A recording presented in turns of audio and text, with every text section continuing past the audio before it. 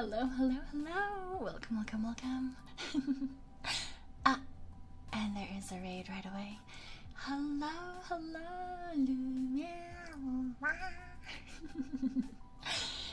My brain is sort of half working, I'm not gonna lie. I apologize, but hello, welcome, welcome on in, raiders. Hello, hello. Welcome, welcome. I hope you guys had a really good stream. I hope it was a lot of fun. I don't know if the background music is a little bit loud for anyone else, but it certainly is for me. So give me a hot second here. I'm just gonna turn that down for myself. Problem with that is that now I can barely hear myself, and I don't want to be too loud for you guys. One of these days I'll get everything set up perfectly. Alright, what if I put this up here? I think that fixes my problem, maybe. Maybe for sure.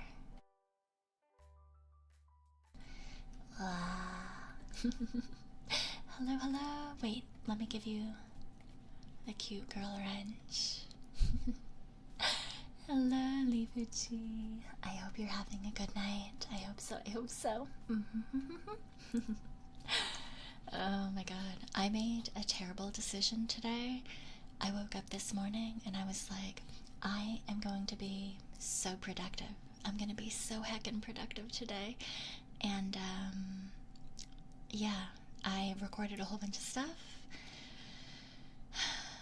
And, you know, possibly not the best idea when I'm not on vocal rest, but I'm supposed to be chilling. I'm supposed to be chilling. And I'm very obviously not doing that. But that's fine. We'll figure it out. We'll figure it out. Angelo Noel, thank you for the gifted memberships. I do appreciate it. Thank you. I'm doing pretty okay, Lifu. I'm doing pretty okay. Also, yes, please do let me know if me and the mic or the music or anything else. Oh, actually, it sounds like the music just got turned all the way fucking down. But yes, please do let me know if anything is too quiet or too loud or anything like that. Gotta survive till Saturday. Not even Saturday. I mean, the birthday celebration starts on Friday, so I'm not gonna lie, I'm probably just going to not stream much until then. We'll probably do a Sekiro stream for a late night, and then we'll chill. Because I do want to make sure that I have enough energy and enough throat power, question mark? That's not, I don't know how to fucking say it, but you know what I mean, right? You know what I mean? Because that is going to be theoretically 2 12-hour streams, so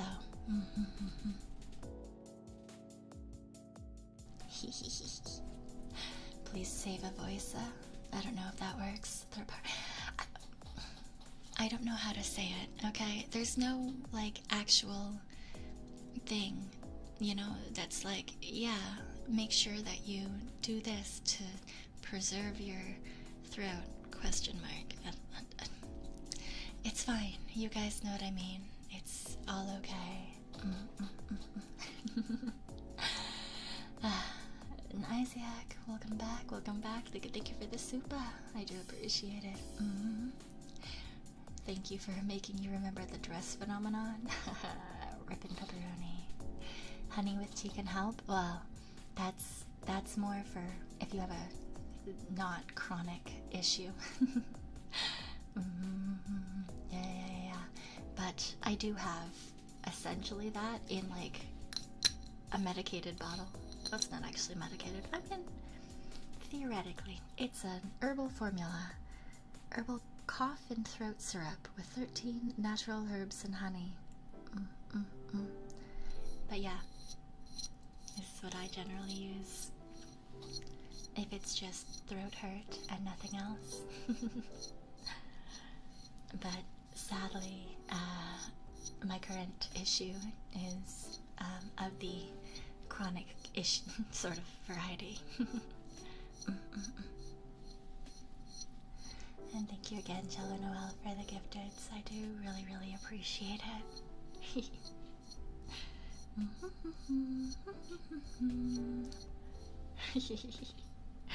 I should put this down. Yay. Alright, well, I guess we should begin.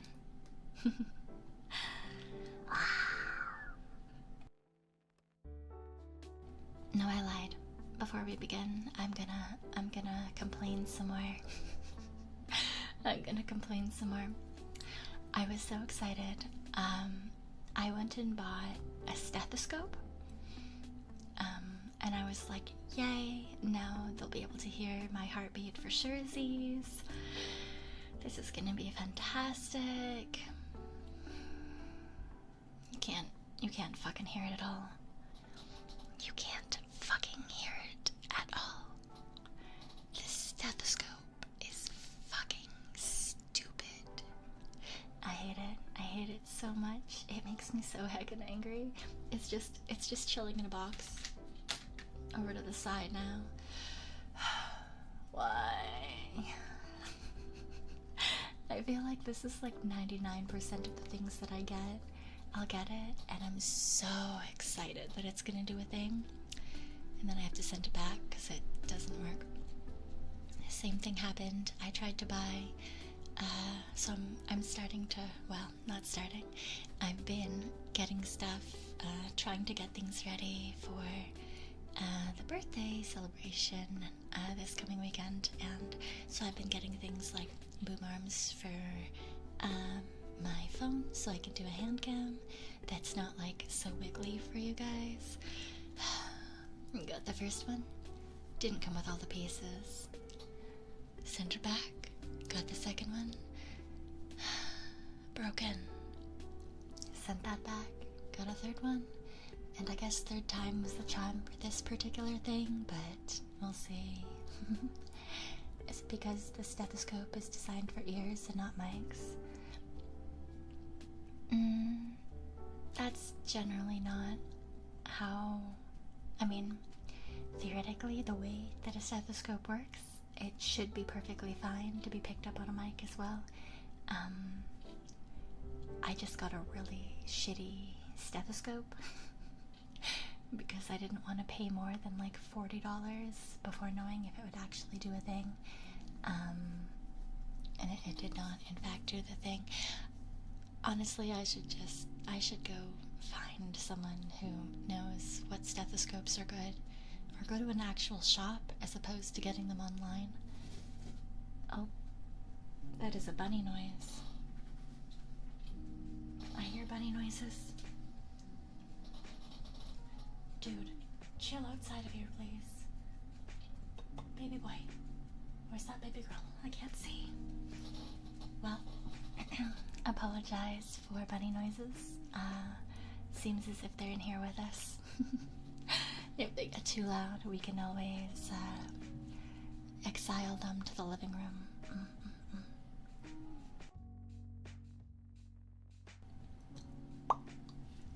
Okay, I guess let's start with the first Wikipedia article. And no, Jello Noel, they cannot be noisy if they want. They can get really noisy. The dress was a 2015 online viral phenomenon centered around a photograph of a dress. Viewers disagreed on whether the dress was black and blue or white and gold. The phenomenon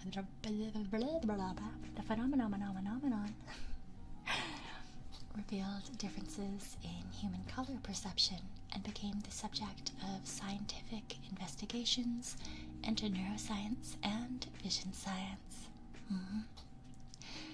The phenomenon originated in a photograph of a dress posted on the social network service Facebook. The dress was black and blue.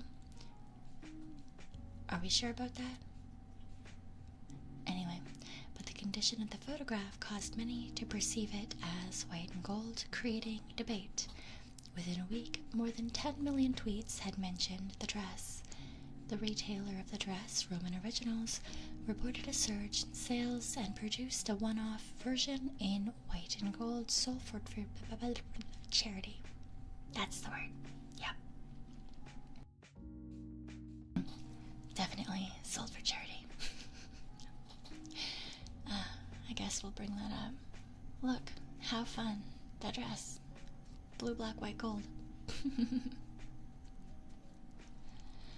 In February 2015, about a week before the wedding of Grace and Keir Johnson of Colonsay, Scotland, the bride's mother, Cecilia Bleasdeck, took a photo of the dress at Cheshire Oaks Designer Outlet, north of Chester in England. Bleasdale intended to wear the dress to the wedding and sent the photograph to Grace. The dress was colored blue with black lace. However, Grace told her mother she perceived it in the photograph as white with gold lace. After Grace posted the photograph on Facebook, her friends also disagreed. Some saw it as white with gold, and others saw it as blue with black. For a week, the debate became well known in Colonsay, a small island community. It really is a name, eh? It really is. Okay, wait. This image? Do people see it as different colors? Like, what color is this image? Please tell me.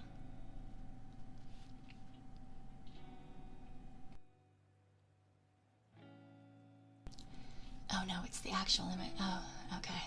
Well, the reason that I did not think that the original was black and blue is that I actually am currently seeing it as white and gold. Yeah, I am a person with incorrect eyeballs, I suppose.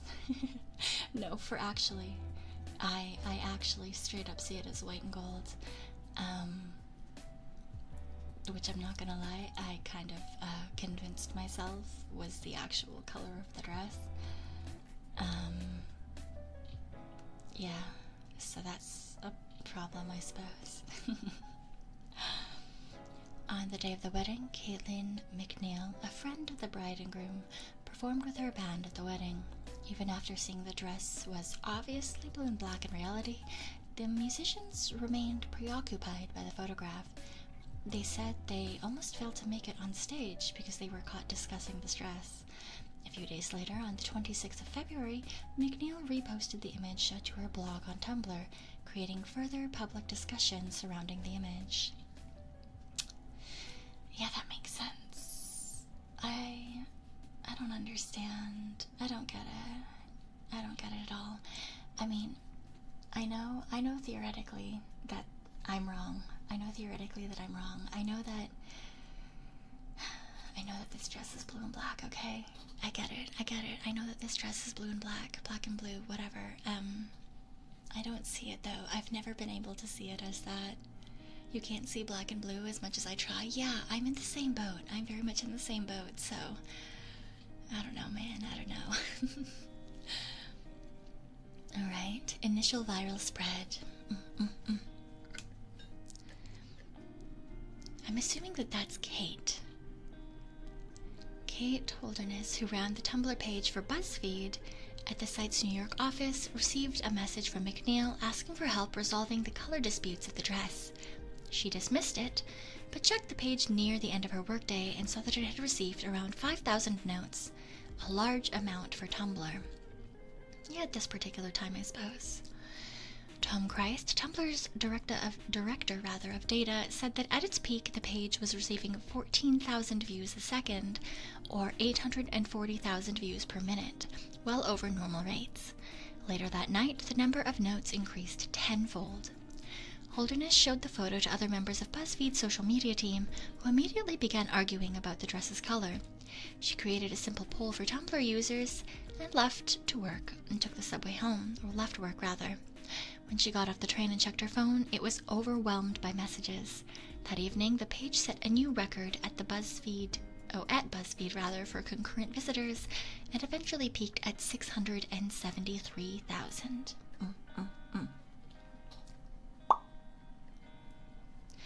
The image became a worldwide internet meme across social media. On Twitter, users created hashtags white and gold, blue and black, and Dressgate to discuss their opinions on what the color of the dress really was, and theories surrounding their arguments. The number of tweets about the dress increased throughout the night. At 11:36 p.m. GMT, when the first increase in the number of tweets about the dress occurred, there were about 5,000 tweets per minute using the hashtag the dress. This increased to 11,000 tweets per minute with the hashtag by 1:31 a.m. GMT.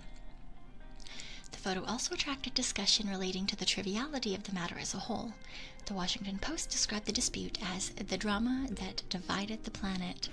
Some articles humorously suggested that the dress could prompt an existential crisis over the nature of sight and reality, or that the debate could harm interpersonal relationships. I understand the idea of prompting an existential crisis, but I'm not really so sure about harming interpersonal relationships. I don't know about that one. Others examined why people were making such a big argument over seemingly trivial matters, because it's fun. Some people just don't know how to have fun.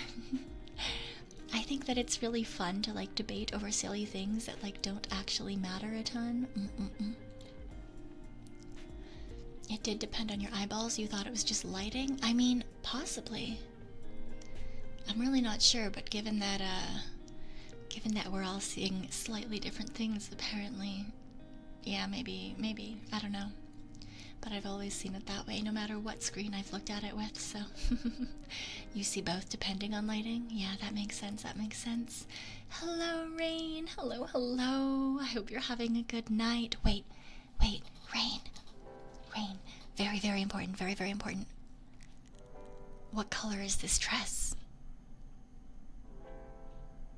Rain, what color is this dress?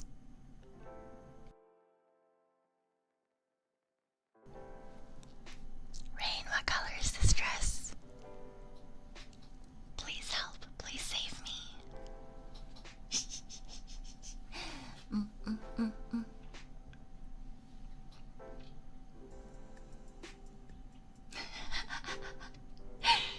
No, it's not a... No, just what color do you see it as? Boo. She sees it as blue and black. In the meantime, I make myself a drink.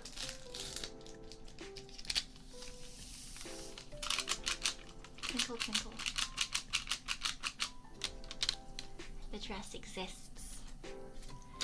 Do I want it to exist?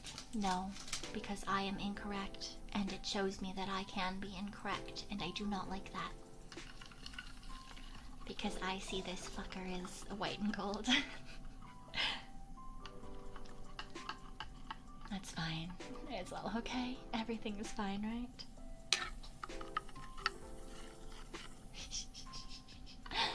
No. Yum, yum, yum. It's the lighting. Theoretically, it is the lighting.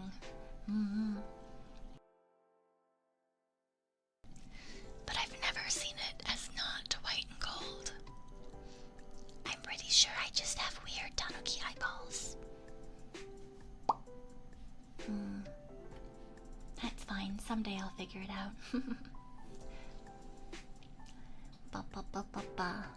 Oh yeah, there's a whole fucking section about overnight popularity.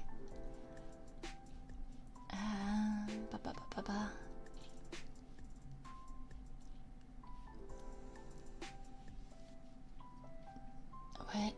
Pizza was the same colors? That's incorrect. So whoever decided that pizza is the same colors as that dress is fucking insane. Anyway, real colors of the dress confirmed. The dress was confirmed as royal blue lace bodycon dress from the retailer Roman Originals. The dress is black and blue. Although it was available in 3 other colors, red, pink, and ivory, each with black lace, the white and gold version was not available at any time.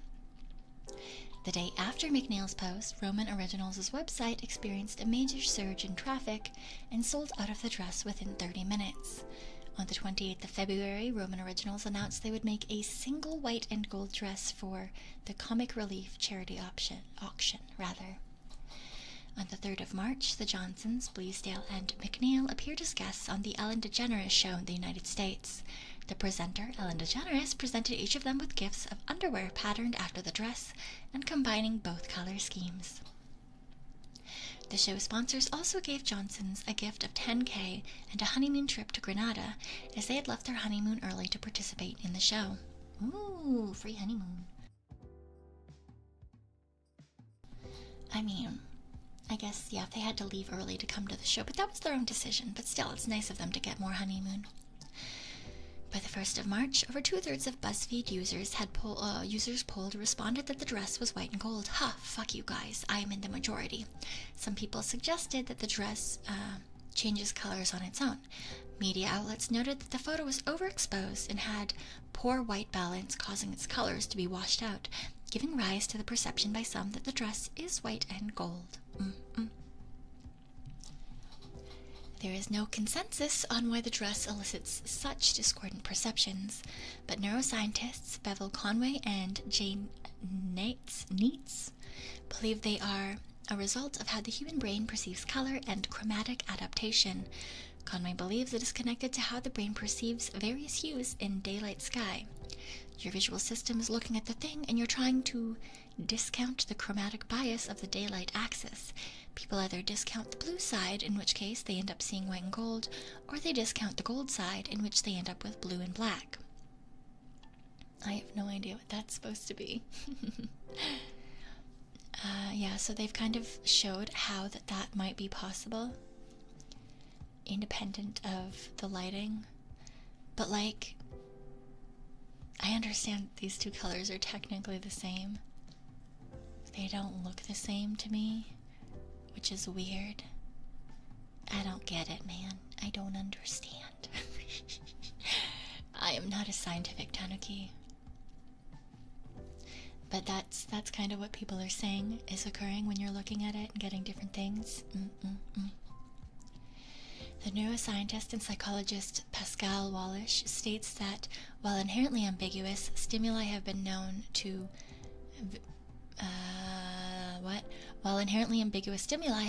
vision science for many years, this is the first such stimuli in the color domain that was brought to the attention of science by social media. He attributes different perceptions to difference in illumination by fabric priors, but also notes that the stimulus is highly unusual insofar as the perception of most people does not switch. If it does, it only does after very long timescales, which is highly unusual for a bistable stimuli. So, perceptual learning might be at play.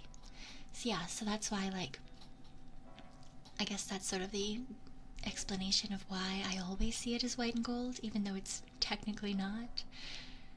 Yeah. I don't understand, man. I don't understand.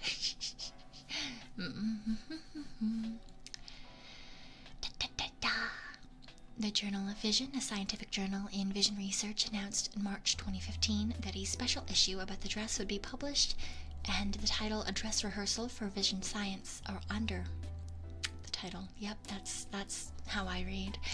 The first large-scale scientific study on the dress was published in Current Biology 3 months after the image went viral. The study, which involved 1,400 respondents, found that 57% saw the dress as black and blue, and 30% saw it as white and gold. 11% saw it as blue and brown, and 2% report other. What the fuck is wrong with those people? Women and older people disproportionately saw the dress as black and blue, while they saw it as white and gold if the simulated lighting had a blue bias. Another study in the Journal of Vision found that people who were early risers would be more likely to think it was lit by natural light, perceiving it as white and gold. What? And that night owls saw it as blue and black? Well, that's fucking incorrect. That is very incorrect for me. Tanuki, going against every possible grain. Also, Desert Punk, thank you for the soup. I appreciate it. This is so a Matrix test. Yeah, I mean, they said that night owls and women are more likely to see it as blue and black, but as someone who is both, I do not see this shit as blue and black. Oh well. Too bad for me, I suppose. A study carried out by Schifflik et al. Reported that individuals who saw the dress as white and gold showed increased activity in the frontal and parietal regions of the brain.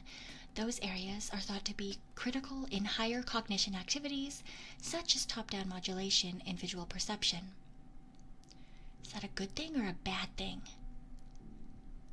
My frontal and parietal lobes may show increased activity. Battle Ranger, thank you for rejoining the Tricksters. Happy 7 months. Happy 7 months. What does it say about you if you see it as blue and gold? You have that 2% other, I suppose. I guess you're sitting out there. The dress was included on multiple year-end lists as notable internet memes in 2015. As the original authors of the photograph that sparked the viral phenomenon, Bleasdale and her partner, Paul Jinks, later expressed frustration and regret over being completely left out from the story.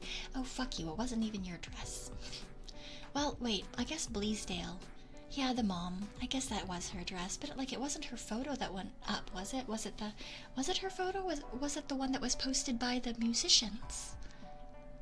That doesn't make any sense. It doesn't make any sense. But also, it had nothing to do with you.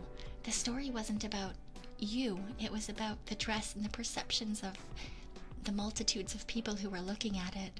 Sure, it was your dress, but you weren't an important part of the story. As mean as that is to say, it really didn't have anything to do with the fact it was her dress, just that it was a cool dress.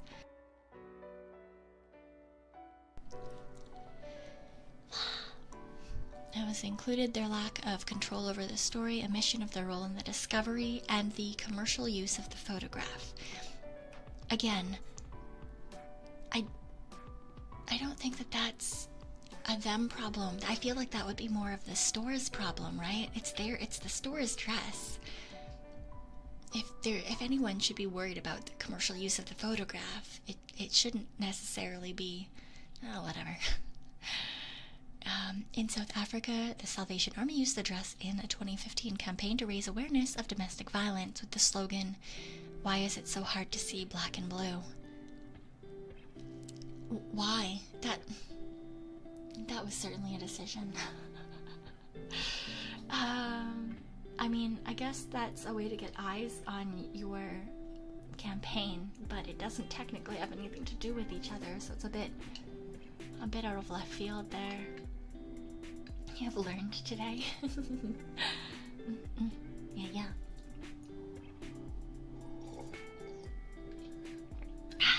Yum, yum, yum.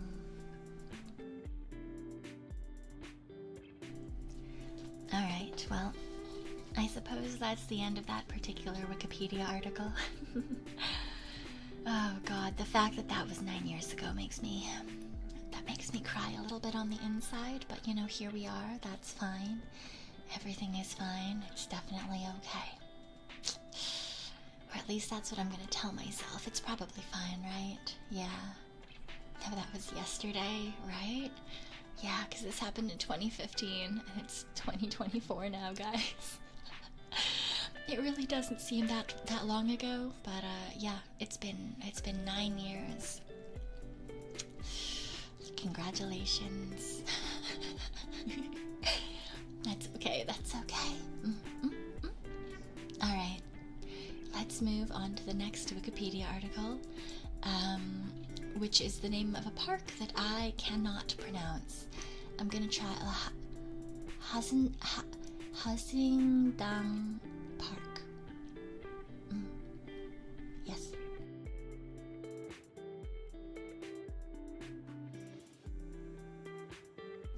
Hasingdang Park. I'm gonna get fucking eaten by all of the I'm gonna get eaten by staff and all of my Kolhai and Senpai and Echo, anyone who can speak Korean.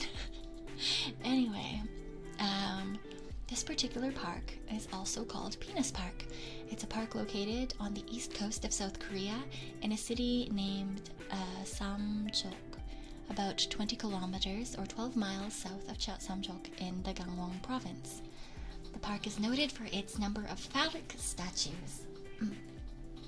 The collection, created by Korean artists, displayed various forms of hanging arrangements to 3-meter-tall trunks of wood for joy, spirituality, and sexuality. A small folk museum titled Village Folk Museum has exhibits of art, objects on the sex iconography over the ages in different cultures, shamanic rituals, and also the history of the Korean fishing community. Why the fuck that one?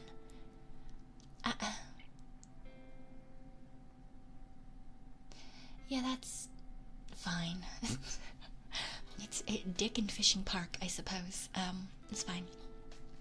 Legend. A tragic legend known as the Legend of Aoebawi in Haseongdang shrouds the statues of the park. According to the legend, a woman was once left by her man on a rock in the sea while he worked. The man was later unable to retrieve her because of a storm, and the woman drowned. After that, the village people were not able to catch fish. Some said it was because of the dead woman. One day, a fisherman urinated into the water, and afterwards he was able to catch fish. So it was thought that exposing the deceased virgin to male genitalia pleased her. What? Okay. Alright. To soothe her spirit further, the local village people made several phallic wooden carvings and held religious ceremonies on her behalf. After a while, the fish slowly returned, and the villagers were able to live comfortably again. The place where the woman died was named Aobawi Rock, and the building where the religious ceremonies held twice a year was named Haseongdang. This ceremony is still honored today as a traditional folk event. That's a legend and a half, right? Yeah, I guess, that's the dick and fish connection. Could you imagine you are left on a rock to drown, and this is how people remember you forever, you know? Like, you died tragically because your lover left you on a rock and that didn't come fucking get you. And just imagine being a fucking ghost and looking down and you're like, yeah, I wonder what's going on. I wonder if people are thinking about me. I wonder if anyone misses me. And it's just people showing the spot where you died, dicks, and like peeing into the water. And they've decided that because you died a virgin, it must mean that, you know, you're happy when you see penises. Why? That is certainly something, right? Like, that's your legacy forever, and you can't change it because you're dead. Dude was really like, I'm gonna leave you on this rock in the ocean real quick, right? And the other guy was like, look how hard I can pee. I can't believe that became a religious ceremony. The religious ceremony of show the dead virgin your private bits. It's fine. It's, you know, it is what it is, I guess. I do kind of wonder how the fuck this is still honored as a traditional folk event, though. Like, do they... Like, what does that entail? I'm vaguely worried about that. I showed you my bits, please respond. Oh my god, and the response is fish. I showed you my bits, please respond. And they think the virgin ghost is responding by giving them fish. Oh man. Alright, exhibits. The location where the virgin girl died is called Aobawi Rock, and a biannual religious ceremony, a traditional folk event also known as Haseongdang, is conducted at a small building there. The seaward end of the park has a small shrine dedicated to the spirit of the virgin girl, and the park has a bronze statue of the legend. There are around 50 phallic statues exhibited in various styles and sizes. Some have faces on them and are more animated in appearance and more colorful, but others are exact depictions of the human penis. Near the cliff top there is a Chinese zodiac of sculptures in an arch with each animal carved into Okay, each animal carved inside of a life-size penis. Some of the statues are also in the form of park benches, drums, and there's even a moving cannon. These were created for an exhibition held at Samcheong during the former Penis Culture Festival. Okay. Middle-aged men and women throng the museum. I'm assuming that, yeah, to be like goes there for funsies. There's also a phallic red lighthouse down on the dock. The park also houses Korea's largest aquarium theater and arboretum. What the fuck? I mean, yeah, I guess, you know, it does make for an interesting attraction for people who are not from the area.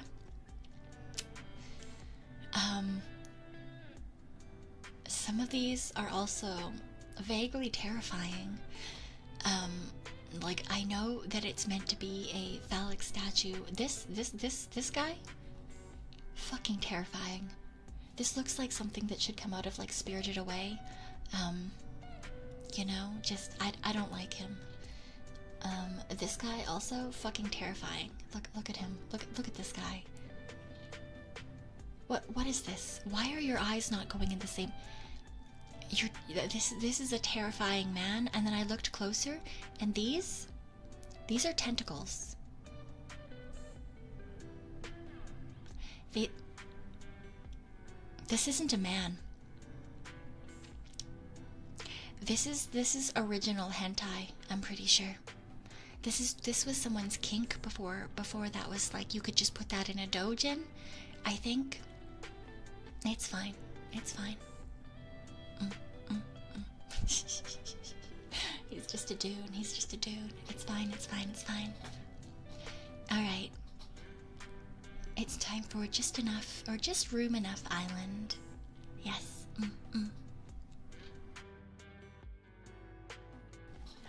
Also, Werb, thank you for the 4 months. I do appreciate it.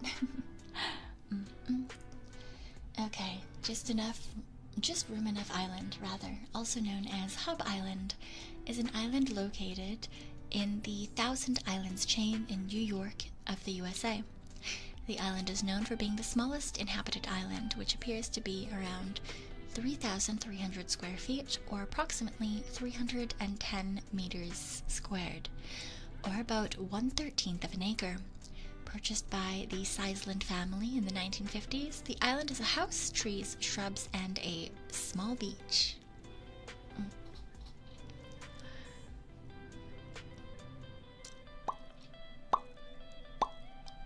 Bishop Rock was formerly the smallest inhabited island, but lost the title in 1982 when the lighthouse became automated and hence had no need for human presence.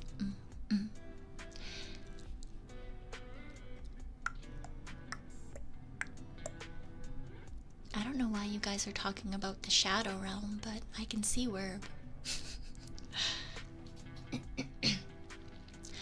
Just Enough Room lies on the St. Lawrence River between Hart Island, oh nice, I have an island, and Imperial Isle, close to the US border with Canada. The island is part of Alexandria Bay, a village within the town of Alexandria, Jefferson County, New York.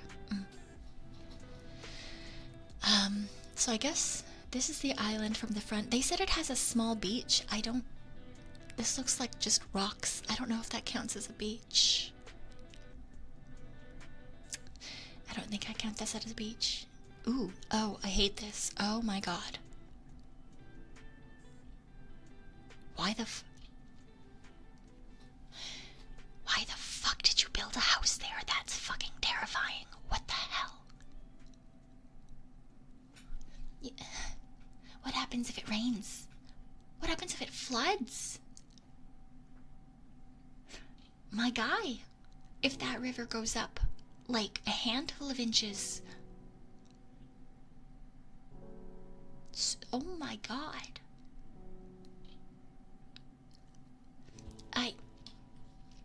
My assumption is that they must have had incredibly good waterproofing for the base of the house, or that the masonry, the rocks at the bottom here, like all of these, there mustn't be anything there. Like the original floor starts up here, and that way if the water rises by like a foot, it's still okay, right?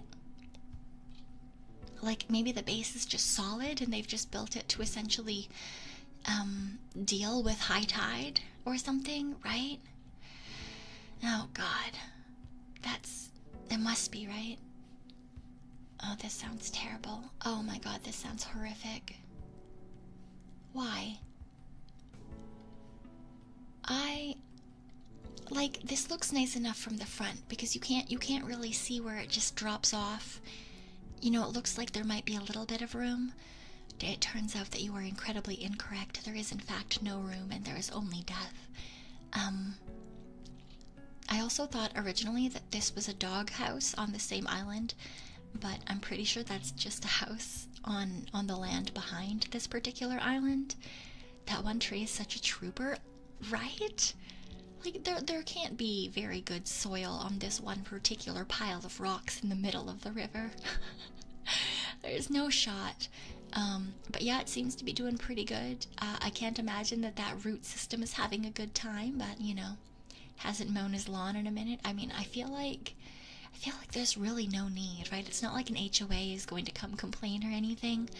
And if you live in a place like this, you're probably not super worried about that anyway. Do they have a dock? It doesn't look like it. Wait, let's go back to the back. I mean, maybe this little offshoot, does that count as a dock? Yeah, no, I'm pretty sure they probably will just put an anchor down. Like, they probably pull up in a small boat. Like, they wouldn't have a big one. Just, you know, like, not a rowboat, but like a small motorized boat right here. You know? You know? Somewhere here? Yeah, probably. Maybe. I don't know. Have a good night, Lucio. Have a good night. You can go outside and get water for free. That's not how water works. That's not at all how water works. Is the house currently vacant? I mean, I don't know. It doesn't say. Family lives in this tiny house. In 2017, at the very least, the family actually lived there. Yeah, Sizeland family in the 1950s, but it has to be inhabited because that's how it keeps the title. So either the family still lives there, or no, it's not inhabitable. It's inhabited island, which is why Bishop Rock isn't on the list anymore, because they automated the lighthouse, so no one is actually living there. Yeah, so there is for sure someone living there. I don't know if it's still the family or if they rented it out to someone else, but someone somewhere has decided that this is the house for them. I don't know why. I do not know why, but they have sure fucking decided that, I guess. I hate it. I hate it so much.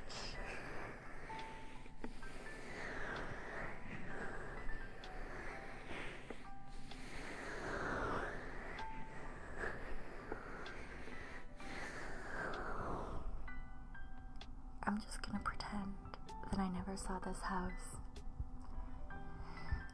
because it gives me anxiety.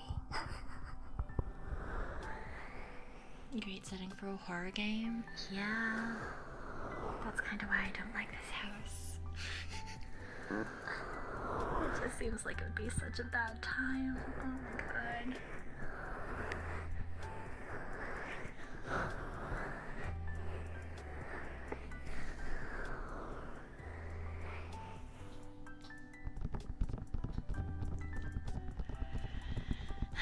No more thoughts of weird islands in the middle of a river. No more thoughts of strange houses that are like fucking half off the goddamn island. Fuck this house. Fuck this river. Why the fuck did they do that?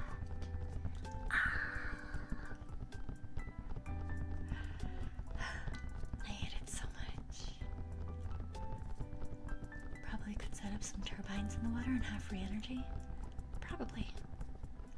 I mean, I'm sure that they have to have some sort of setup. I very much like, I'm going to assume that they don't have a whole lot of, like, modern, what is considered necessity? I don't know, conveniences, right? For example, I feel like plumbing is probably not the most accessible. I feel like if they did get modern plumbing into that house, it would have been a heckin' trial. Like, oh, I just can't.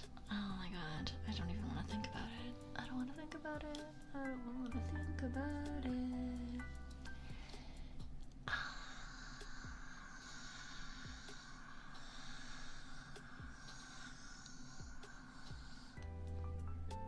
Silent screams.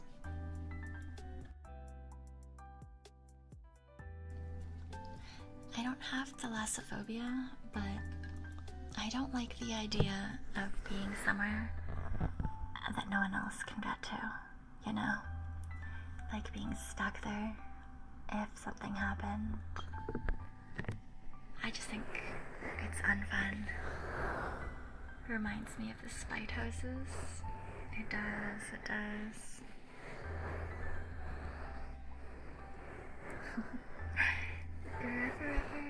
Thank you for joining the Tricksters. I do appreciate it. Thank you. You could always swim. I'm not the best swimmer. I'm in fact a pretty shit swimmer. Now, if you had asked me this a long time ago, sure. I was good at swimming when I was younger. And then I stopped doing it. Because why? Why would I want to go swimming?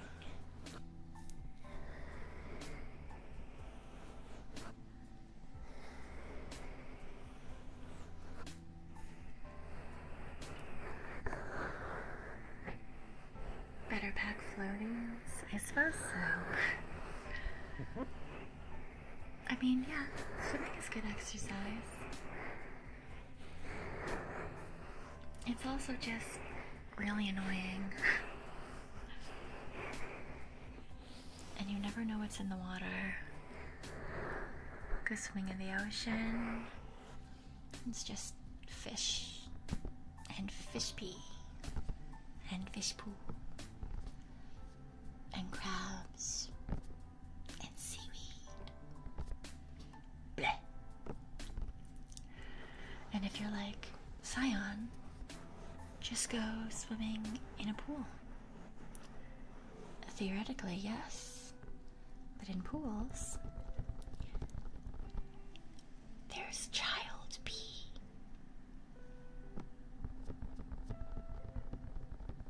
Yuck.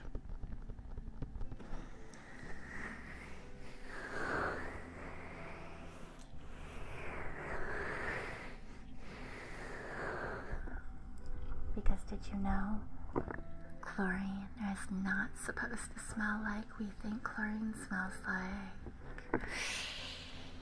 Yuck.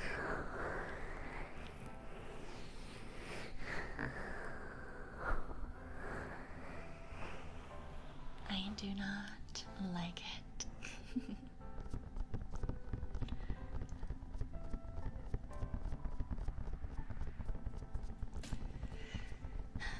Also, finding a bathing suit that fits properly is annoying.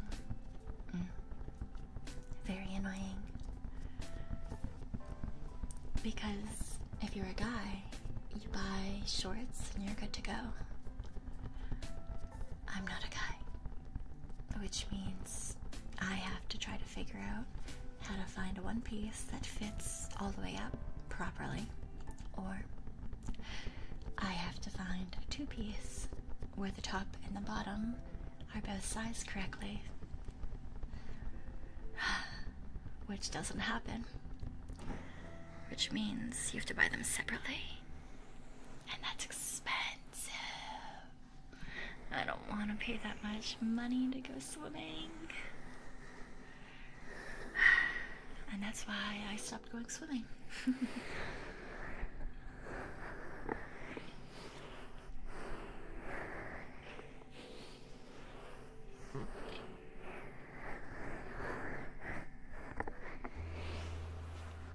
I think I've also told you guys that at one of the places I lived whilst I was in high school, the main thing that anyone did in the summer was jump off of a dock.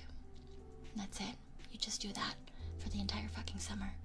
Go to the end of the dock, jump off, swim around, come up, walk up the stairs, jump off, swim around, get on the dock, walk up the stairs, jump off.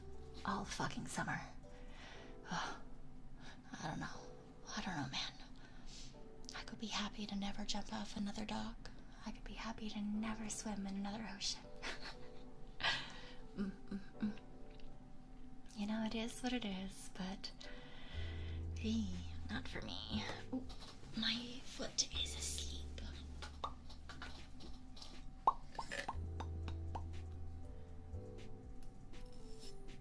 Have a good night, Galaxy. Have a good night. Ooh, I like that.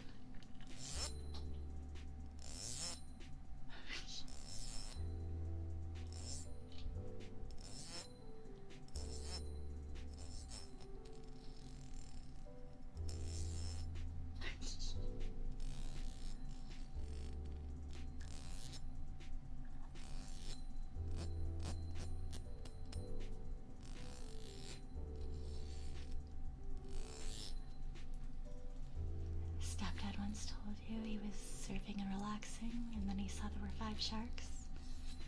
Yeah, that sounds about right.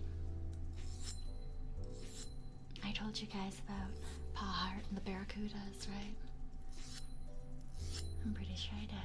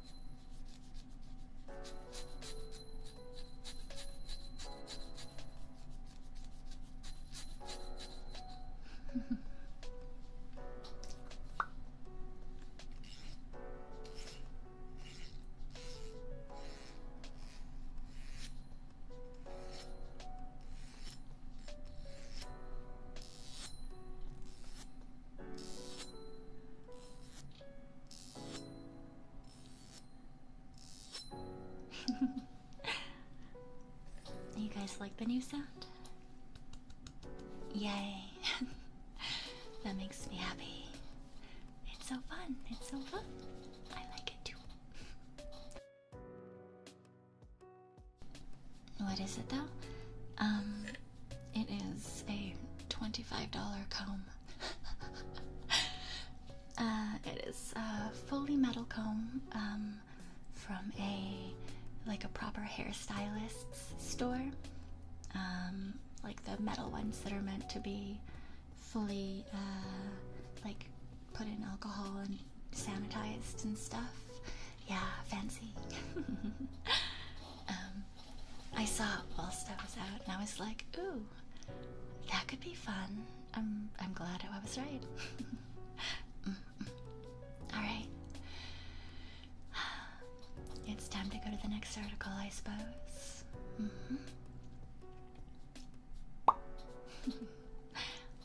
I think the stream's going well, don't I, viewers? I hope you have a good night. Alright. Demon Cat. The Demon Cat, also referred to as DC, is a ghost cat who is purported to haunt the government's buildings of Washington, D.C., which is the capital city of the United States. It's primary haunts are the city's two main landmarks, the White House and the United States Capitol. Interesting. The stories of the demon cat date back to the mid-1800s when cats were brought into basement tunnels of the United States Capitol building to kill rats and mice. A legend states that the demon cat is one of the cats who never left even after its death. Its home is supposedly in the basement crypt of the Capitol building, which it originally intended as a burial chamber, originally intended as a burial chamber for President George Washington. Cat, I guess, has high wants as to where he lives. Is that how that works? Maybe. According to legend, the cat is seen before presidential elections and tragedies in Washington, D.C., allegedly being spotted by the White House security guards on the night before the assassination of John F. Kennedy and of Abraham Lincoln. It is described as either a black cat or a tabby cat, and the size of an average house cat. However, witnesses report that the cat swells to the size of a giant tiger or an elephant, said to be 10 feet by 10 feet when alerted. The cat would then either explode or pounce at the witness, disappearing before it managed to catch its victim.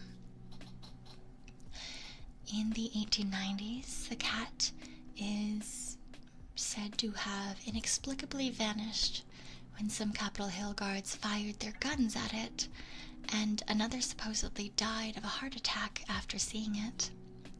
The last official sighting of the alleged ghost cat was during the final days of the aftermath of World War II in the 1940s. Interesting. Yeah, I guess they tried to shoot at it. According to Steve Livingood, the chief tour guide of the U.S. Capitol Historical Society, the Capitol Police Force was notorious for hiring unqualified relatives and friends of congressmen as favors, and these men would frequently be drunk whilst on patrol. Livingood believes that the legend began when a security guard who was lying down in a drunken stupor was licked by one of the Capitol building's cats and mistakenly assumed it to be a giant cat. Livingood states that upon reporting the incident to a superior, the guard would have been sent home to recover, and eventually the other guards found out that they could get a day off if they saw the demon cat. Founded in 2006, the DC Demon Cats are one of Washington, D.C.'s 4 roller derby home teams.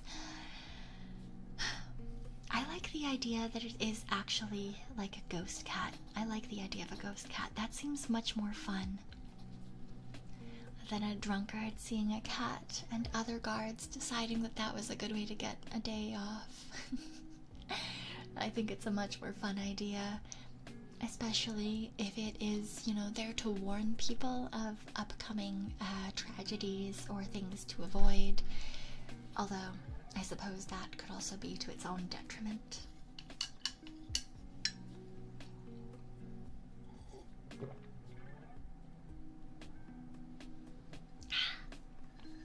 Yum yum.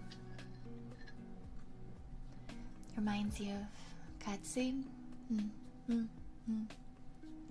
You want ghosts to haunt you because then it would confirm the existence of the afterlife? I mean, it would confirm the existence of a possible afterlife. I don't know if I would necessarily want to be a ghost stuck on the human plane, though. Like, I don't know about you, but that sounds terrible. I don't want to stay here any longer than like, if I die, I don't want to be stuck on Earth, watching the people that I love be sad about me dying, or like being stuck watching people I don't care about in my house or something, if that's how that works, I think that would be terrible. And it's not like you can just Google things unless you're a poltergeist, I suppose, and can therefore interact with the physical environment around you. But even then, I'm pretty sure that that's very, it's not as if they can do that to huge extents, right? I don't know. It sounds like a bad time. It sounds like a terrible time. Now, I will say that I'm one of those people who, I don't necessarily think that for sure ghosts exist, but I am very much of the, or rather, I guess I was raised to believe that, I mean, even if there's not ghosts, there's definitely something, be it good or bad, that exists. I've told you guys before that, you know, like, when most kids say that there's a monster under their bed, their kids or their parents will tell them that it's okay. They'll look under the bed, they'll make sure that there's nothing. Yeah, my heart told me that yes, there are in fact demons under my bed and in my closet, and if I'm not a good girl, then they will kill me. So am I terrified of my own shadow for that particular reason? Possibly. Possibly. But you know, it is what it is. It is what it is, and now we're here. If God and Satan exist, then ghosts should exist as well. You know, it is what it is. I don't think any of us will ever truly figure it out as to what's going on in any way, shape, or form outside of us being alive until we are no longer alive, but, you know, we all do what we do, and everyone has their own ideas of what's happening. If ghosts are ever proven, I think that would be kind of cool, because it does prove that there's something else going on outside of just, you know, us existing here in this current time, but that would also, you know, technically not prove anything, I guess, unless it was very specifically the ghost of someone that someone actually knew, right? Because is it actually a ghost? Is it like a human soul? Is that proof of human souls and Tanuki souls and elephant souls and all that kind of stuff? Or is it a completely different being altogether, right? Kind of like how we're, you know, we're as we are they just simply as they are? Do they have nothing to do with humans? Maybe that's just how they exist from the very, very beginning. We don't know that. Are they perchance just the, you know, their own sort of race that doesn't necessarily have what we would conceive of as physical bodies? We don't know. Yeah.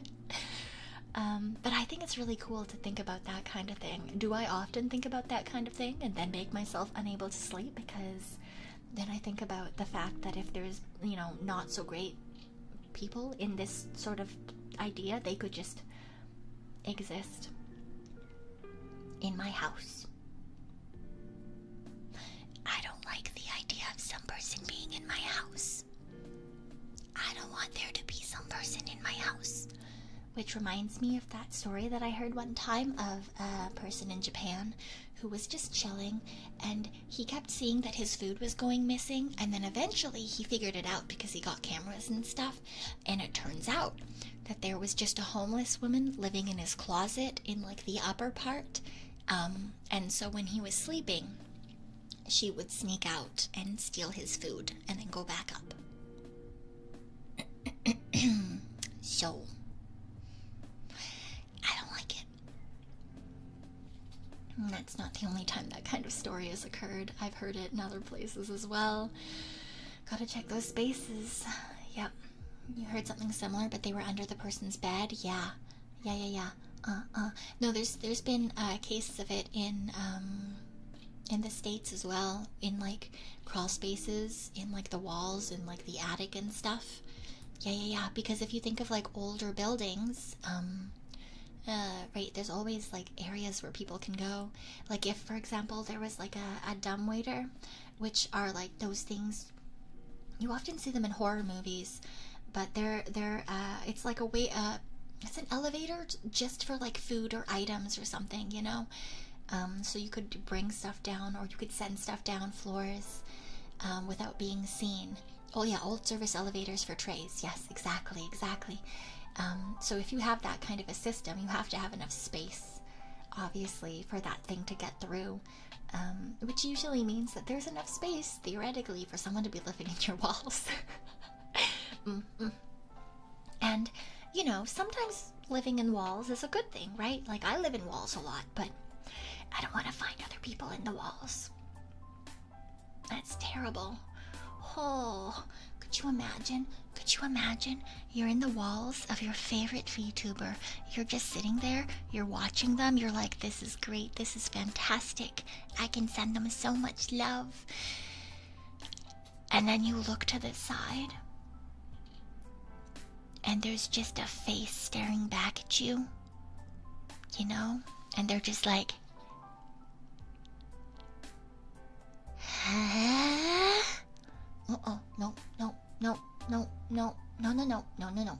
No, no, no, no, no, no, no, no, no, no, no, no, no, no, no, no, no, no, no, no. No. Do not want that. Do not want that.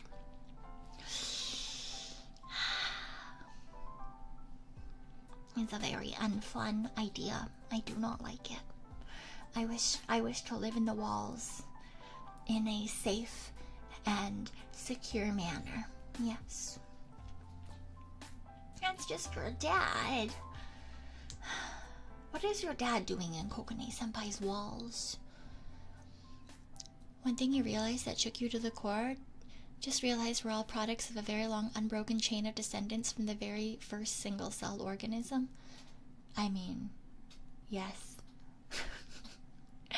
You know, it is what it is.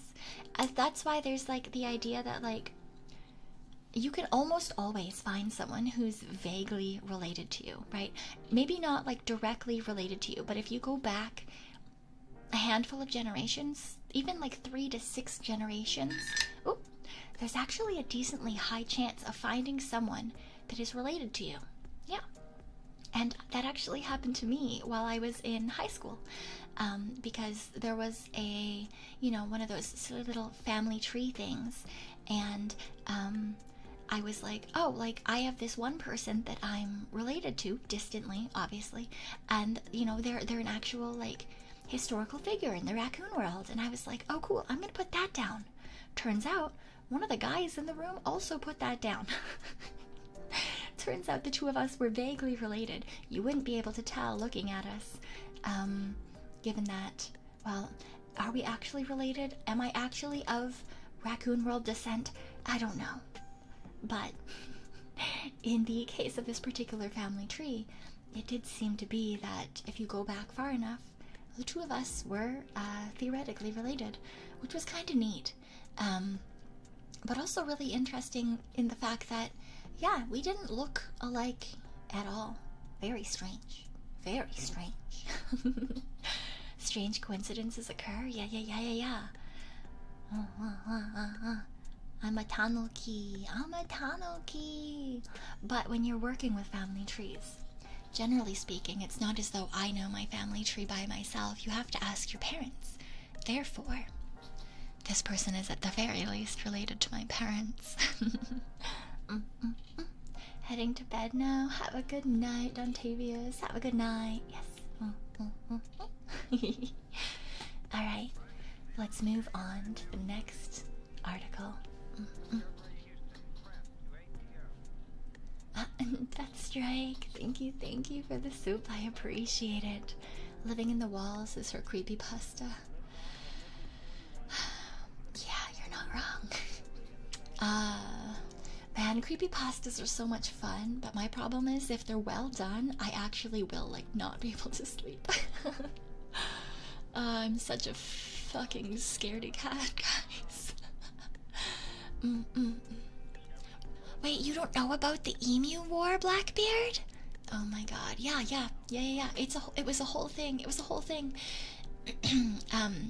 I don't want to spoil it, so I'm not gonna say what I wanted to say, but yeah.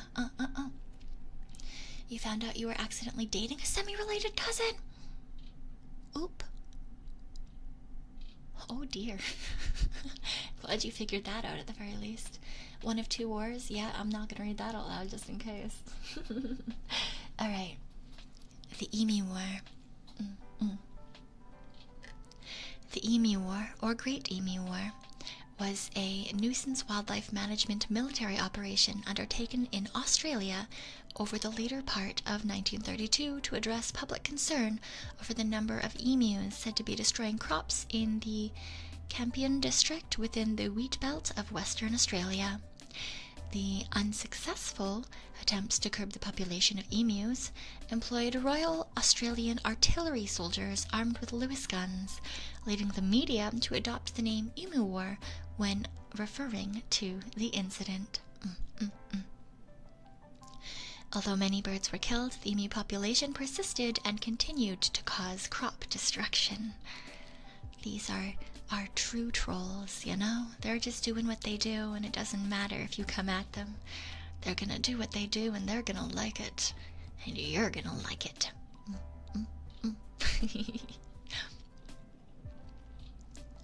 Following the First World War, a large number of discharged veterans who also served in the war were given land by the Australian government to take up farming within Western Australia, often in agricultural marginal areas.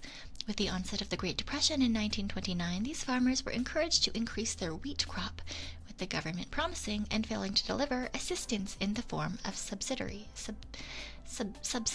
That's the fucking word.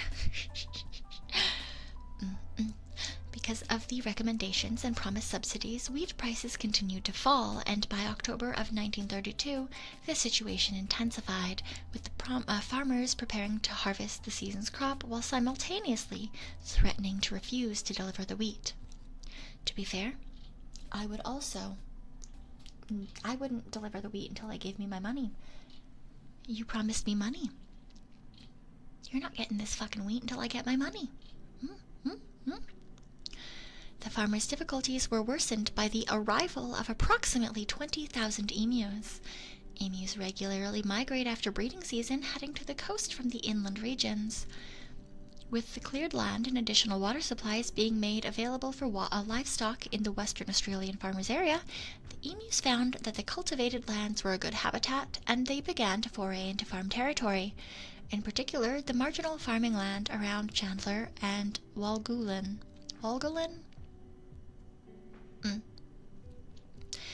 The emus consumed and spoiled the crops and left large gaps in fences where rabbits could enter and cause further problems. Rabbits could never cause problems. This is a great lie, just to protect the emus. Yeah. Farmers relayed their concerns about the birds ravaging their crops, and a deputation of ex-soldiers was sent to meet the Minister of Defense, Sir George Pearce. Having served in World War I, the soldier settlers were well aware of the effectiveness of machine guns, and they requested their deployment. The minister readily agreed, although with conditions attached. Okay. The guns were to be used by military personnel, troop transport was to be financed by the Western Australian government, and the farmers would provide food, accommodation, and payment for the ammunition. Pearce also supported the deployment on the grounds that the birds would make good target practice. While it had been argued that some in the government may have viewed the operation as a way of being seen to be helping the Western Australian farmers, as well as stave off the brewing succession movement. Toward that end, a cinematographer from Fox Movie Tone was also enlisted. Interesting.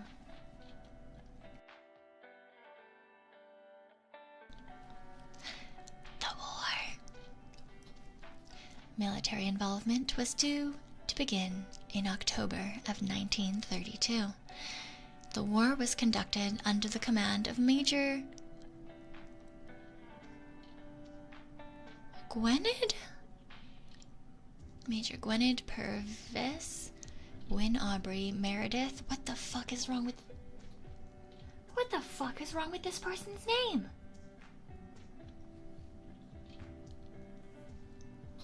Gwynedd Purvis, Wyn Audrey Meredith.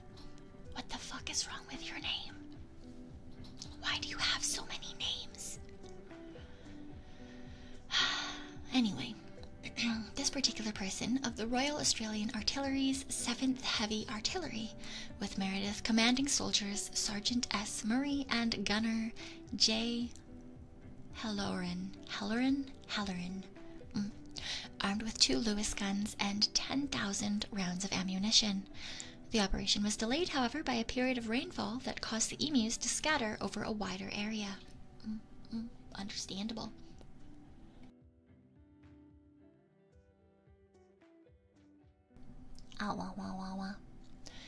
I would also scatter over a wider area. Wait, no, that doesn't make any sense.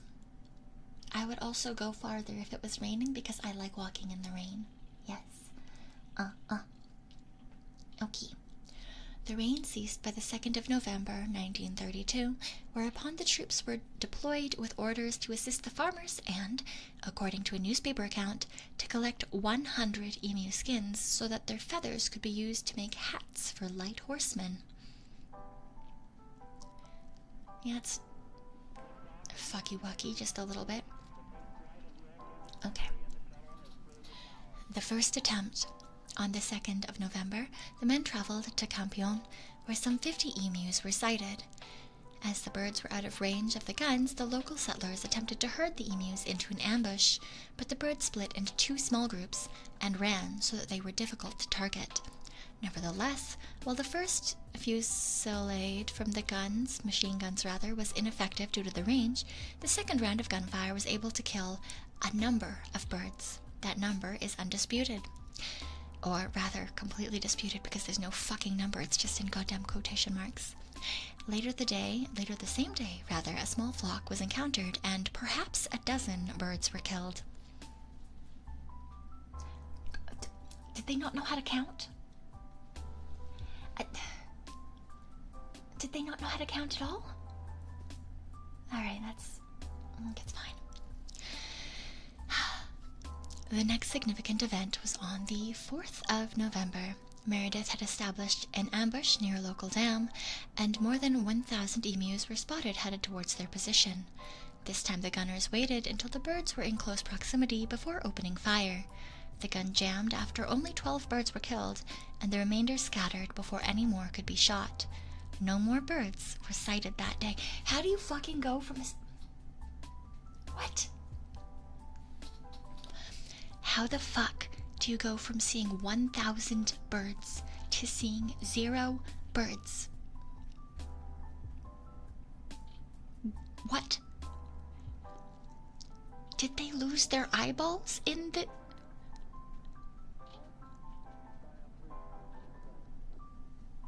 What? 1,000. You lost 1,000. How the fuck do you lose 1,000 birds? That is a lot of fucking birds to lose. They're not even small fucking birds. Those are some big fucking birds, okay? 1,000 giant fucking birds. Poof, gone.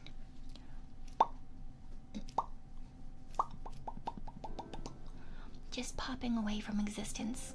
What the fuck? I mean, janky machine guns is one thing. Your gun can jam.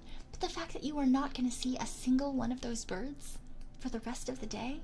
That's insane. That's crazy. Anyway. In the days that followed, Meredith chose to move further south, where birds were reported to be fairly tame. But there was only limited success in spite of his efforts. Not me thinking that Meredith was... interesting. Huh, alright. By the 4th day of the campaign, army observers noted that each pack seems to have its own leader now, a big black plumed bird which stands fully 6 feet high and keeps watch while his mates carry out their work of destruction and warns them of our approach. At one stage, Meredith even went so far as to mount one of the guns on the back of a truck, a move that proved to be ineffective as the truck was unable to gain on the birds, and the ride was so rough that the gunner was unable to fire any shots. By the 8th of November, 6 days after the first engagement, 2,500 rounds of ammunition had been fired. The number of birds killed is uncertain. One account estimates it was 50, but the other account ranges from 200 to 500. Okay, either way it sucks. I don't care if it's 50 or 500, either way. That's not enough fucking birds for 2,500 rounds of ammunition. What the hell? The latter being, the latter figure being provided by the settlers. Okay. Meredith's official report noted that his men had suffered no casualties. Of course your men suffered no casualties. They're fucking birds. No, the men aren't fucking birds, but the men are shooting birds. I would sure hope that there were no casualties. What? What do you mean? Why are you putting that in your stupid fucking report? Ah! God damn. Could you imagine? You have to report, yeah, we had 1 casualty. We killed 500 birds, and 1 man died. It's fine, though. Oh my god. Summarizing the calls, ornithologist Dominic Cerventi commented, "The machine gunner's dreams of point-blank fire into serried masses of emus were soon dissipated. The emu command had evidently ordered guerrilla tactics, and its unwieldy army soon split up into innumerable small units that made use of both military equipment, or that made the use of military equipment uneconomic. A crestfallen field force therefore withdrew from the combat area after about 1 month." I love that they're like, yeah, the emu commander ordered guerrilla tactics. Like, man, could you imagine being Meredith and being in charge of this operation? Jesus Christ, there's no chance that anyone sees you as a proper person ever again. On the 8th of November, members of the Australian House of Representatives discussed the operation, following the negative coverage of the events in local media that included claims of only a few emus had died.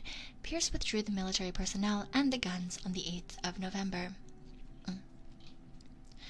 After the withdrawal, Mayor Meredith compared the emus to Zulus and commented on the striking maneuverability of the emus, even while badly wounded. If we had a military division with the bucket-carrying capability of these birds, it would face any army in the world. They can face machine guns with the invulnerability of tanks. They are like Zulus, whom even dum-dum bullets could not stop.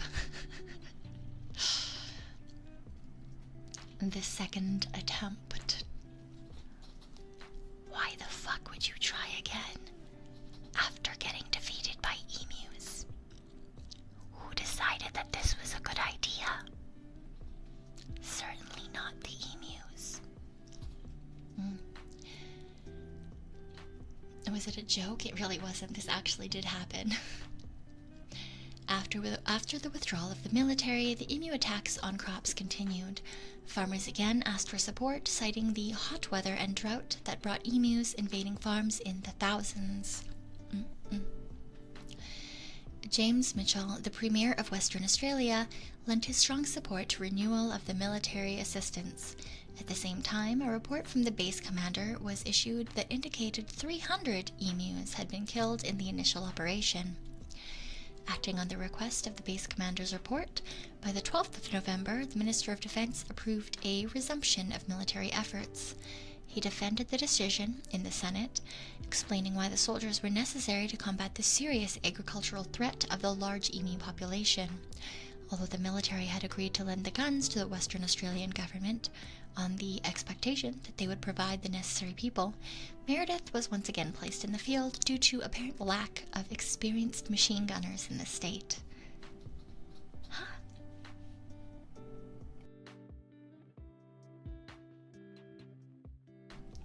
I'm so confused. Weren't most of these farmers soldiers?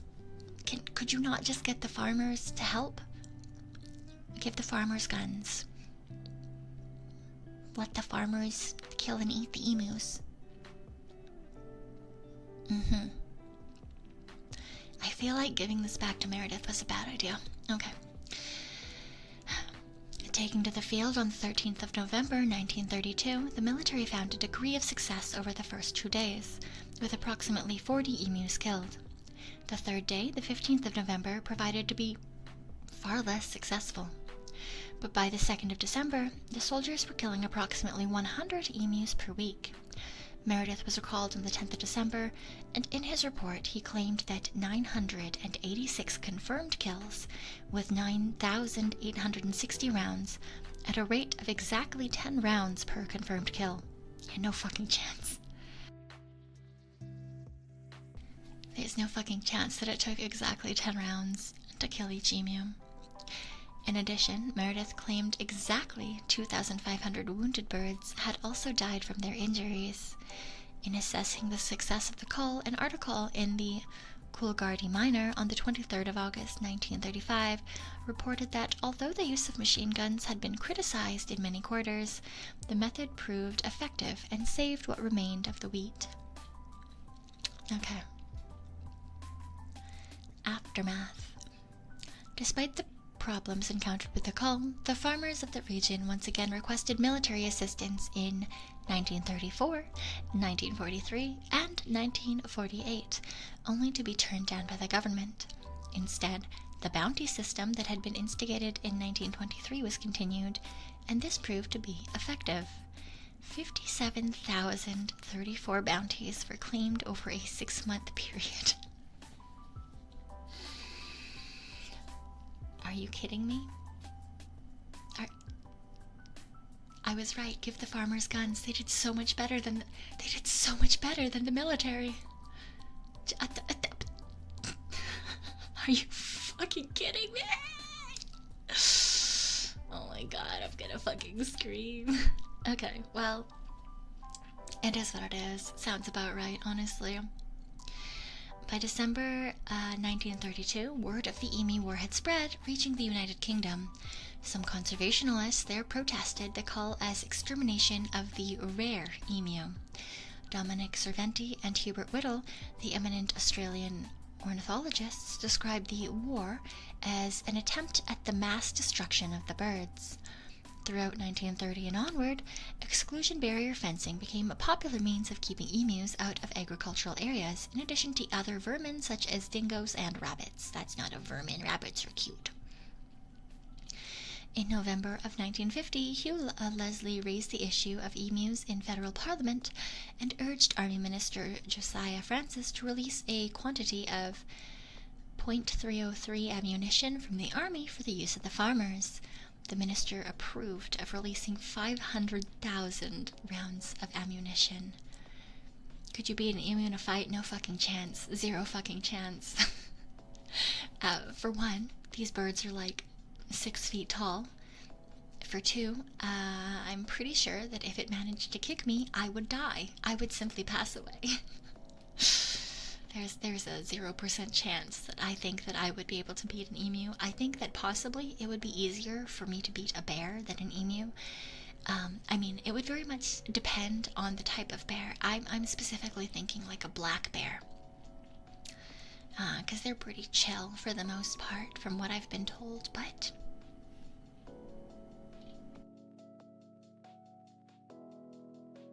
Black bears, yes. Brown bears, no. Yeah, that's exactly what I'm thinking. I'm not thinking like a grizzly or something. No.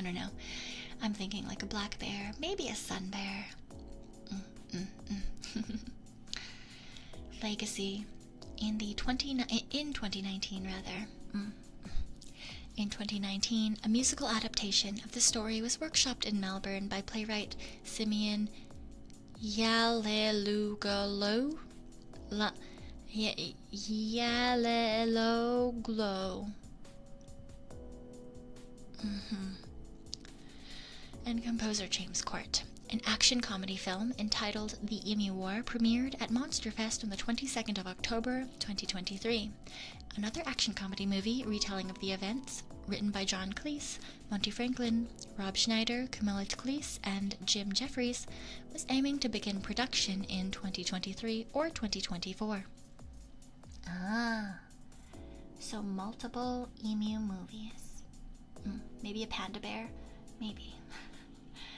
Definitely not, Definitely not a polar bear, though. Those are terrifying. Bears actually inflict fear upon me. You were raised in the forest by forest people. But, like, what kind of bear? Because I've lived I know it's the raccoon world, but there are other animals there too. I mean, most people are raccoons, but you know, you find the odd other animal wandering about, right? And so there have been times where I've lived in areas where there's like a decently large population of black bears, and they're pretty chill. You know, they're pretty chill. Like if they come up onto your land, you can just be like shoo, and they'll leave. Like you can open the door and be like, go away. And they will listen. They will listen. They're pretty chill. They're also pretty small. Like I'm not a big Tanuki, but you know they're pretty chill. They're pretty small too, actually. Black, brown, white bears. You have to have a trained fight response. Well, yeah, Avi.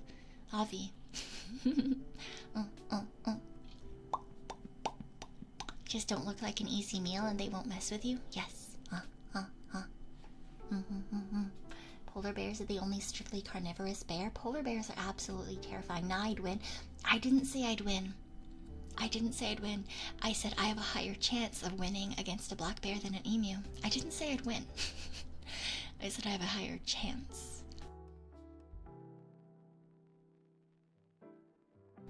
Alright. We're gonna move on to the next one. There's an emu war movie in production? Yeah. There's a couple, apparently. Alright. Rubber duckies. Rubber duckies. Wow.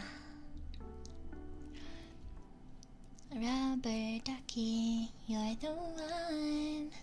Rubber ducky, so much fun.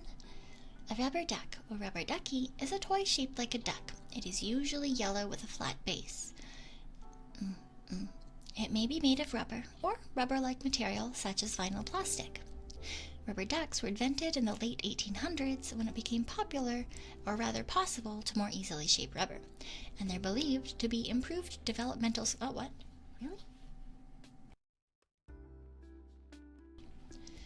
They're believed to improve developmental skills in children during water play.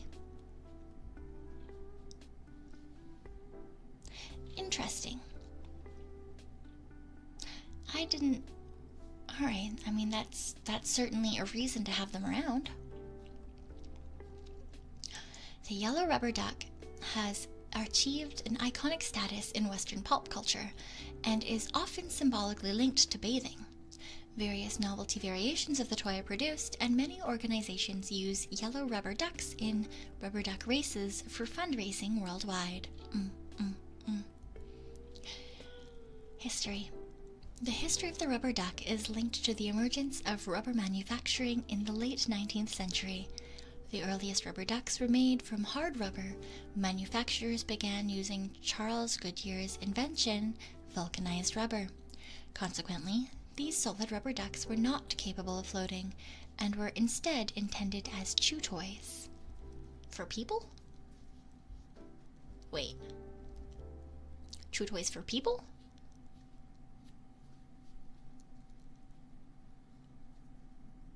Okay. That's fine. Sculptor Peter Ganin created a sculpture of a duck in the 1940s. He then patented it and reproduced it as a floating toy, of which over 50 million were sold. Child, thank you for the super. Thank you. I appreciate it. Thank you for your 20th super on a live stream ever.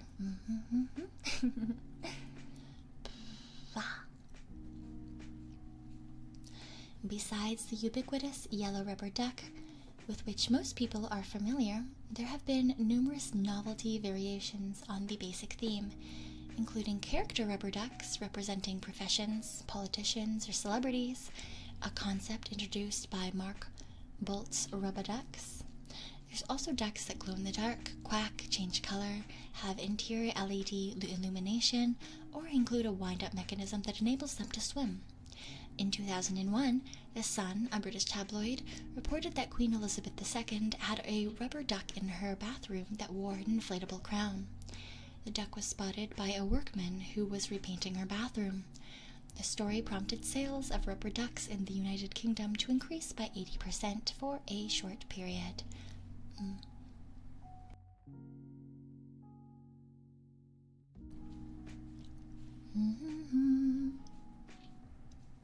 Rubber ducks are collected by enthusiasts. In 2011, Guinness World Record for largest rubber duck collection stood at 5,631 different rubber ducks and was awarded to Charlotte Lee. In 2013, the rubber duck was inducted into the Toy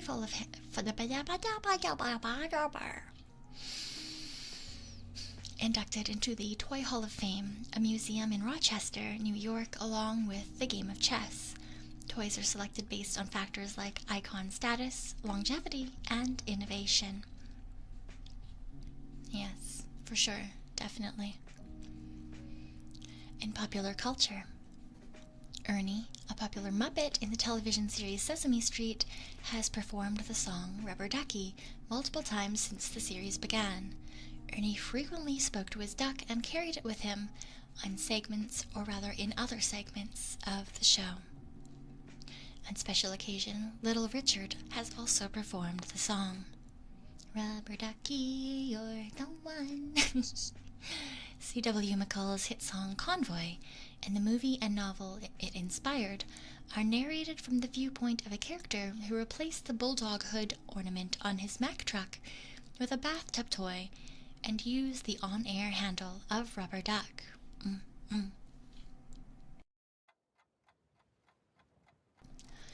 The Akron Rubber Ducks minor league baseball team, formerly known as the Arrows, officially adopted the nickname on October 29, 2013. The nickname pays tribute to the city's history of rubber industry, or in the rubber industry. Why can I not read today? Particularly as the birthplace of companies such as Goodyear, Firestone, BF Goodwrench, and General Tire. Rubber ducks have also become a protest symbol simultaneously in Belgrade, Brazil, and Moscow in 2017, as well as in Bangkok in 2020. Why? I don't understand. Why a protest symbol? Okay, interesting. The world's largest rubber duck was created by Dutch artist Florentin Hoffman in 2007, measuring 16.5 meters by 20 meters by 32 meters and weighing approximately 600 kilograms or 1,300 pounds. Ooh, big duck. It's a very big duck. Since 2007, several ducks of various sizes created by Hoffman have been displayed in countries and territories such as Amsterdam, Netherlands, Lommel, Belgium, Osaka, Japan, Sydney, Australia, Sao Paulo in Brazil, Hong Kong, China, Kaohsiung, Taiwan, and Seoul, Korea until the 14th of November 2014, and went on to be displayed in the United States after the 20th of October in 2013. In 2013, China's Great Firewall blocked searches for big yellow duck because Chinese activists were photoshopping the rubber duck sculpture into the Tank Man photo of the Tiananmen Square massacre. The term big yellow duck were searched, a message appeared stating that according to relevant laws, statutes, and policies, the results of the search could not be shown. Similarly, actually, I don't think Winnie the Pooh can be searched in China either.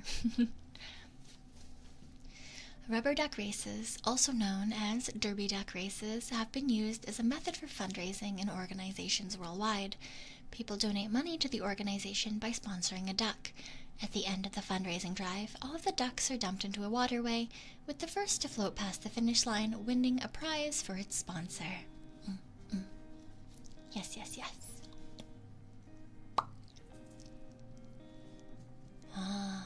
And then there's just a whole bunch of different rubber ducky races. Oh, that's cute. Rubber ducks on a grave.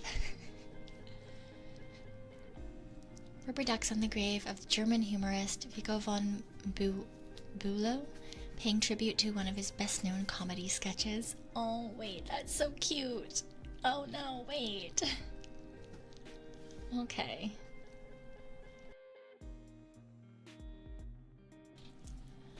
During a Pacific storm on the 10th of January 1992, 3 40-foot containers holding 28,000 friendly, floaty, plastic bathtub toys from a Chinese factory were washed off of a ship containing 7,200 each of blue turtles, yellow ducks, red beavers, and green frogs. 2/3 of the toys floated south and landed 3 months later on the shores of Indonesia, Australia, and South America. The remaining 10,000 toys headed north to Alaska and then completed a full circle back near Japan, caught up in the same North Pacific Gyre Current as the so-called Great Pacific Garbage Patch. Many of the toys then entered the Bering Strait between Alaska and Russia and were trapped in the Arctic ice. They moved through the ice at a rate of 1 mile per day, and in 2000 they were sighted in the North Atlantic. What the fuck?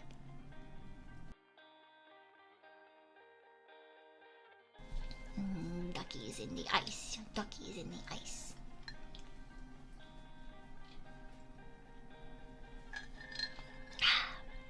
Duckies in the ice. Duckies in the ice. The movement of the toys had been monitored by American oceanographer Curtis Abismeyer. Bleached by the sun and seawater, the ducks and beavers have faded to white, but the turtles and frogs kept their original colors. Between July and December of 2003, the First Years Incorporated offered a $100 U.S. bond savings reward to anybody who recovered a floaty in New England, Canada, or Iceland. More of the toys were recovered in 2004 than any of the preceding years. However, still more of the toys were predicted to have headed eastward past Greenland to make landfall on the southwestern shores of the United Kingdom in 2007. Jesus, what? 1992 until 2007. Jesus Christ. Those duckies were just chilling for 15 years. That's insane. I mean, alright. As you do, I suppose. In August of 2008, NASA's Jet Propulsion Laboratory undertook studies in Greenland's glacier to determine how interior glacier meltflow during the summer influenced its movement. A sophisticated football-sized probe that had a GPS device, pressure sensor, thermometer, and accelerometer were lowered by rope into one of the glacier's moulins. The probe equipment was designed to find structures such as waterfalls inside of the ice. Unfortunately, the probe went silent, so 90 rubber ducks marked in English, Danish, and Inuit with the text "Science Experiment" and "Reward," along with an email address to contact if found, were also put into the moulins, and it was hoped the ducks would eventually exit and be found by hunters or fishermen around Baffin Bay. As of 2012, none of the ducks were found or returned, possibly due to being trapped in large aquifers later discovered inside the ice. Ah, interesting. That's kind of cool, actually. That's kind of neat. That's kind of fun. A 2019 article in the scientific journal Environmental Science, Water Research and Technology details how rubber ducks were used to expand knowledge on how potable water interacts with flexible plastic materials in relation to microbial and nutrient contamination. How? Particularly how those microbes could affect potentially vulnerable end users. The bathroom, despite being the place for the family to bathe and become clean, is surprisingly good at creating the perfect conditions for microbial growth, and so the researchers wished to see if these soft plastic toys could potentially pose a risk. They determined that, although some bacteria and microbes can be absorbed into the toys, only under specific laboratory conditions that they become dangerous to human beings, and so they are largely safe. Yay.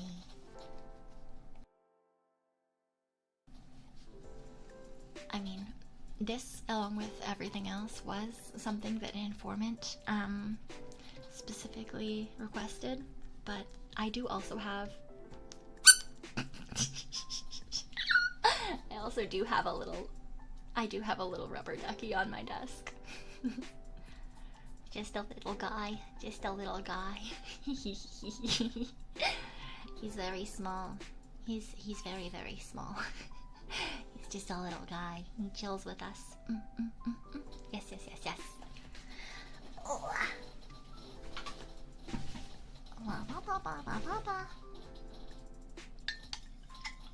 I need to keep drinking my beverage, but I don't want to. I keep saying yummy afterwards as if it's actually yummy. It's not very yummy at all.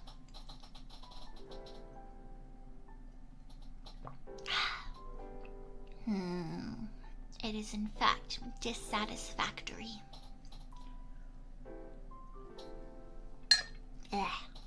Yucky.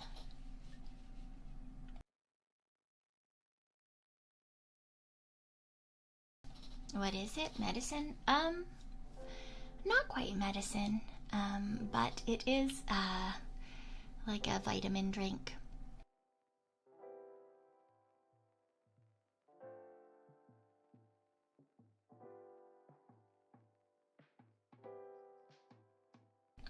Yuck. Blech. It's a vitamin beverage. Because I'm trying very hard to make sure that I don't get sick before our, I don't know why I said our, before my birthday celebration. Is it at least better than 80% ice boba? Only, no, you know, I think the boba was still better, because at the very least, the brown sugar pearls were good. The brown sugar pearls were good, at least, in that particular case. Yeah. So it could be better, but it could be worse, I suppose. But, yeah. Speaking of health, when did you eat an actual meal last? When I woke up today. Yeah. I went to the mall because I needed to get a new bra. And I also went to Subway. And I had a Subway. Yes. I had a Subway. Yay. And then I had some chips before stream. Yay. Yay. Yay. Wahoo. I also have some meal replacement beverages in the fridge for afterwards. Yeah. What kind of Subway? I always get exactly the same thing at Subway, and it's been the same since I was a kid, so it's not very interesting. I get a ham, a 6-inch ham. Usually I get it on flatbread because I find that a lot of the bread is too big for me to get into my mouth. So I usually get it on flatbread, and then I get cheese and toasted, and then I get lettuce and green peppers and cucumbers and onions and olives, and then I get salt and pepper and smoky honey mustard and garlic aioli. Yes. And it's tasty. I like it. Very yummy. Used to get a cheese sandwich, just a cheese sandwich. Ooh. I mean, I really like grilled cheese, but generally speaking, I shouldn't have grilled cheese, but I really like grilled cheese. I think some of my favorite foods are like grilled cheese or toasties, which are essentially just grilled cheese with something else. So like, I really like them with ham and onions, I think is really yummy. Yeah. And then I really like mac and cheese. I think mac and cheese is fantastic. I don't think it's any surprise to anyone. I have the taste palette. I have the taste palette of like a fucking 5-year-old, okay? I like grilled cheese and tomato soup. I like mac and cheese. I like chicky strips and french fries. Honestly, anything that's on a kid's menu is probably like that's peak food for me. That's a great time. That's a fantastic time, okay? Yep. Do I like dino nuggies? I do, but they're very, very hard to find. Rarely do I get dino nuggies. Yes. Yes.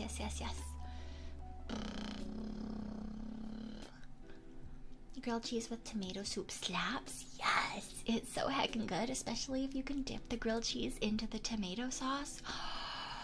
Especially if the tomato sauce is like well spiced and has like garlic and basil and stuff, or it's got melty cheese on top, and then you get the melty cheese onto your grilled cheese with the tomato soup. So good, so good. Man, that's such a good time. It's the one thing I miss about living with roommates now that I live alone. I always miss that, like, usually I would be able to bribe people to make me food if I bought the food, you know? So, the last roommate I had, I would go out, I would buy the bread, I would buy like cheese and butter and whatever, so that she could make grilled cheese, and I would buy like stuff for soup. And then I would be like, if you make this for me, you can also have some. And that means you don't have to pay for dinner. You can just have dinner. And then that's what she would do. Yes, it was a trade-off, you know. I would buy groceries and she would do the cooking. Because I don't know. I don't really like the idea of someone both buying food and cooking food for me. I feel that makes me feel like incredibly incompetent. And I don't like that feeling. So, yeah, too Welsh to accept. I think it's a good trade. I think it's a fair offer, you know? It's kind of like paying them to cook, except with ingredients, right? Yeah. And like very often I'd buy snacks and stuff too. I'm the type of person that, like, that's how I show that I care for people a lot of the time. Especially if I can't spend a ton of time with them. So for example, like, I was working full-time at the time, and so it wasn't as if I was around a ton during the week. So instead, since I couldn't spend time with her, I would bring her back like snackies after work. So like I will get chips for me and I will get chips for her. And if I got chocolate for me, I will get chocolate for her. And then at one point she got mad at me because she was like, what the fuck? Stop getting me junk food. I'm trying to be healthy. And I was like, but it's my love. And she was like, I know, and that's why I can't say no, so stop buying me junk food. But it's fine, you know? It's all okay. You used to do that with your roommate too? Yeah. I don't know. I mean, you guys already know this. I very much am a Tanuki who likes to spend time with people that matter to me. Which is why I enjoy hanging out with you guys. I mean, I can't exactly... Well, I can't really afford to buy everyone food. I feel like that would immediately bankrupt me.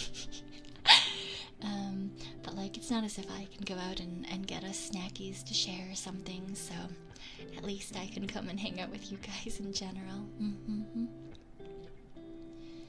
You would bring early dates over to your house, make them a legitimate dinner, actually put on a movie, get that far and then it got weird.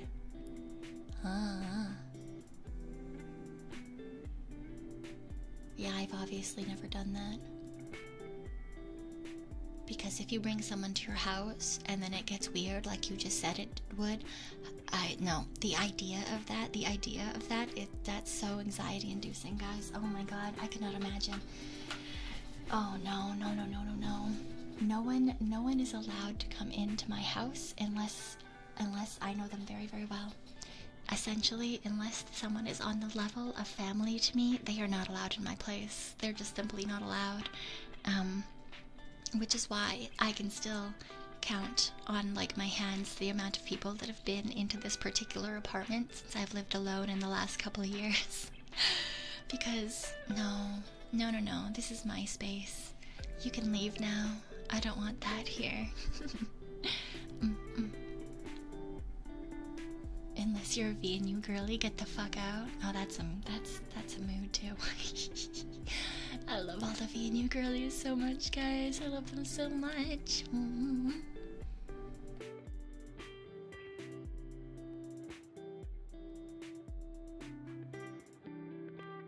That's only people you know of.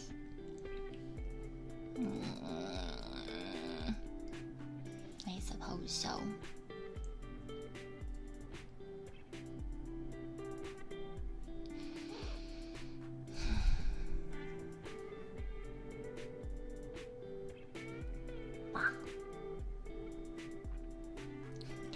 Silo sexy, silo.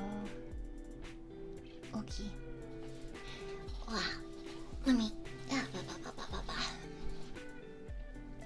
I keep sitting in weird ways.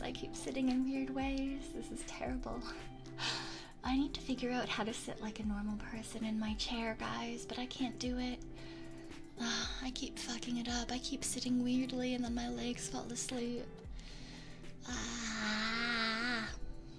Whatever. It's probably fine. Okay. I think this is probably gonna be the last Wikipedia article for tonight.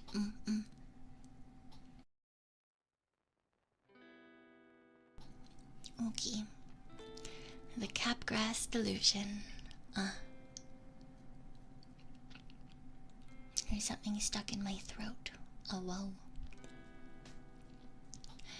The Capgrass Delusion, or Capgrass Syndrome, is a psychiatric disorder in which a person holds a delusion that a friend, spouse, parent, another close family member, or pet has been replaced by an identical imposter. It's named after Joseph Capgras, 1873 to 1950, the French psychiatrist who first described the disorder. The Capgras delusion is classified as a delusional misidentification syndrome, a class of delusional beliefs that involves the misidentification of people, places, or objects. Jello Noel, thank you so much for the thank you so much for the tip for it. I don't know, I appreciate. Thank you. It can occur in acute, transient, or chronic forms. Cases in which patients hold the belief that time has been warped or substituted have also been reported.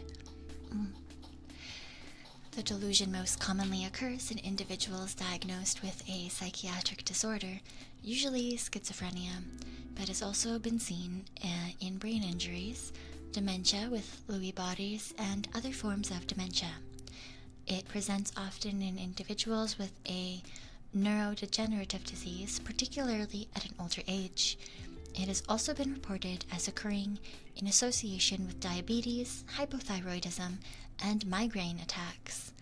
In one isolated case, the Capgras delusion was temporarily induced in a healthy subject by administration of ketamine. It occurs more frequently in females, with a female-to-male ratio of approximately 3:2. Goodbye, Eugene. Have a good night. Okay. Signs and symptoms. Compared to other delusional misidentification syndromes, like the Frigoli delusion, the Capgras delusion is more widely identified and documented. The following two cases are examples of the Capgras delusion in a psychiatric setting. Mrs. D, a 74-year-old married housewife, recently discharged from a local hospital after her first psychiatric administration, presented to our facility for a second opinion. At the time of her admission earlier in the year, she had received the diagnosis of atypical psychosis because of her belief that her husband had been replaced by another unrelated man. She refused to sleep with the imposter, locked her bedroom and door at night, asked her son for a gun, and finally fought with the police when attempts were made to hospitalize her. At times, she believed her husband was her long-deceased father. She easily recognized other family members and would only misidentify her husband. Ooh, and that was in 1991. Diane was a 28-year-old single woman who had been seen for an evaluation at a day hospital program in preparation for discharge from a psychiatric hospital. This was her third psychiatric admission in the past 5 years. Always shy and reclusive, Diane first became psychotic at the age of 23. Following an examination by her physician, she began to worry that the doctor had damaged her internally and that she might never be able to become pregnant. The patient's condition improved with neuroleptic treatment, but deteriorated after discharge because she refused medication. When she was admitted 8 months later, she presented with delusions that a man was making exact copies of people, screens, and that there were 2 screens of her, one good and one evil. The diagnosis was schizophrenia with Capgras delusion. She was disheveled and had a bald spot on her scalp from self-mutilation. Oh, interesting. It's not only for other people, you can also think that you've been replaced, but then do you think that you're a clone, I guess? Oh, that's interesting. The following is an instance of the Capgras delusion resulting from neurodegenerative disease. Fred, a 59-year-old man with a high school qualification, was referred for neurological and neuropsychological evaluation because of cognitive and behavioral disturbances. He had worked as the head of a small unit devoted to energy research until a few months before. His past medical and psychiatric history was uneventful. Fred's wife reported that about 15 months from onset, he began to see her as a double, her words. The first episode occurred one day when, after coming home, Fred asked where Wilma was. On her surprised answer that she was right there, he firmly denied that she was his wife Wilma, whom he knew very well as his son's mother, and went on plainly commenting that Wilma had probably gone out and would be back later. Fred presented progressive cognitive deterioration, characterized both by severity and fast decline. Apart from Capgras disorder, his neuropsychological presentation was hallmarked by language disturbance suggestive of a frontal executive dysfunction. His cognitive impairment ended up severe, all-encompassing frontal syndrome. Yeah, Fred and Wilma, I got that too.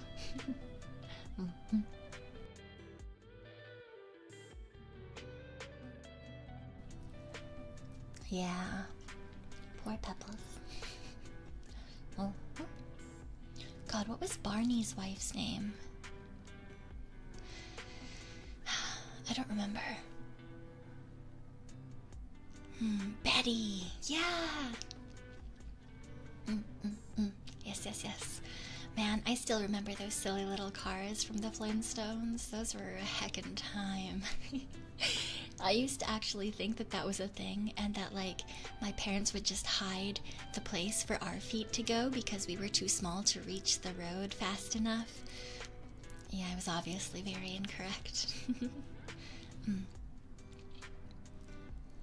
It is generally agreed that Capgras delusion has a complex and organic basis caused by structural damage to organs and can better be understood by examining neuroanatomical damage associated with the syndrome. One of the first papers to consider the cerebral basis of the Capgras delusion, Alexander, Stuss, and Benson, pointed out in 1979 that the disorder might be related to the combination of frontal lobe damage, causing problems with familiarity, and right hemisphere damage, causing problems with the visual recognition. Further clues to the possible causes of Capgras delusion were suggested by the study of brain-injured patients who had developed prosopagnosia. In this condition, patients were unable to recognize faces consciously, despite being able to recognize other types of visual cues. However, a 1984 study by Bauer showed that though conscious face recognition was impaired, patients with the condition showed autonomic arousal measured by the galvanic skin response measure to familiar faces, suggesting that there are 2 pathways to facial recognition, one conscious and one more unconscious. Have a good night, Blackbeard. Have a good night.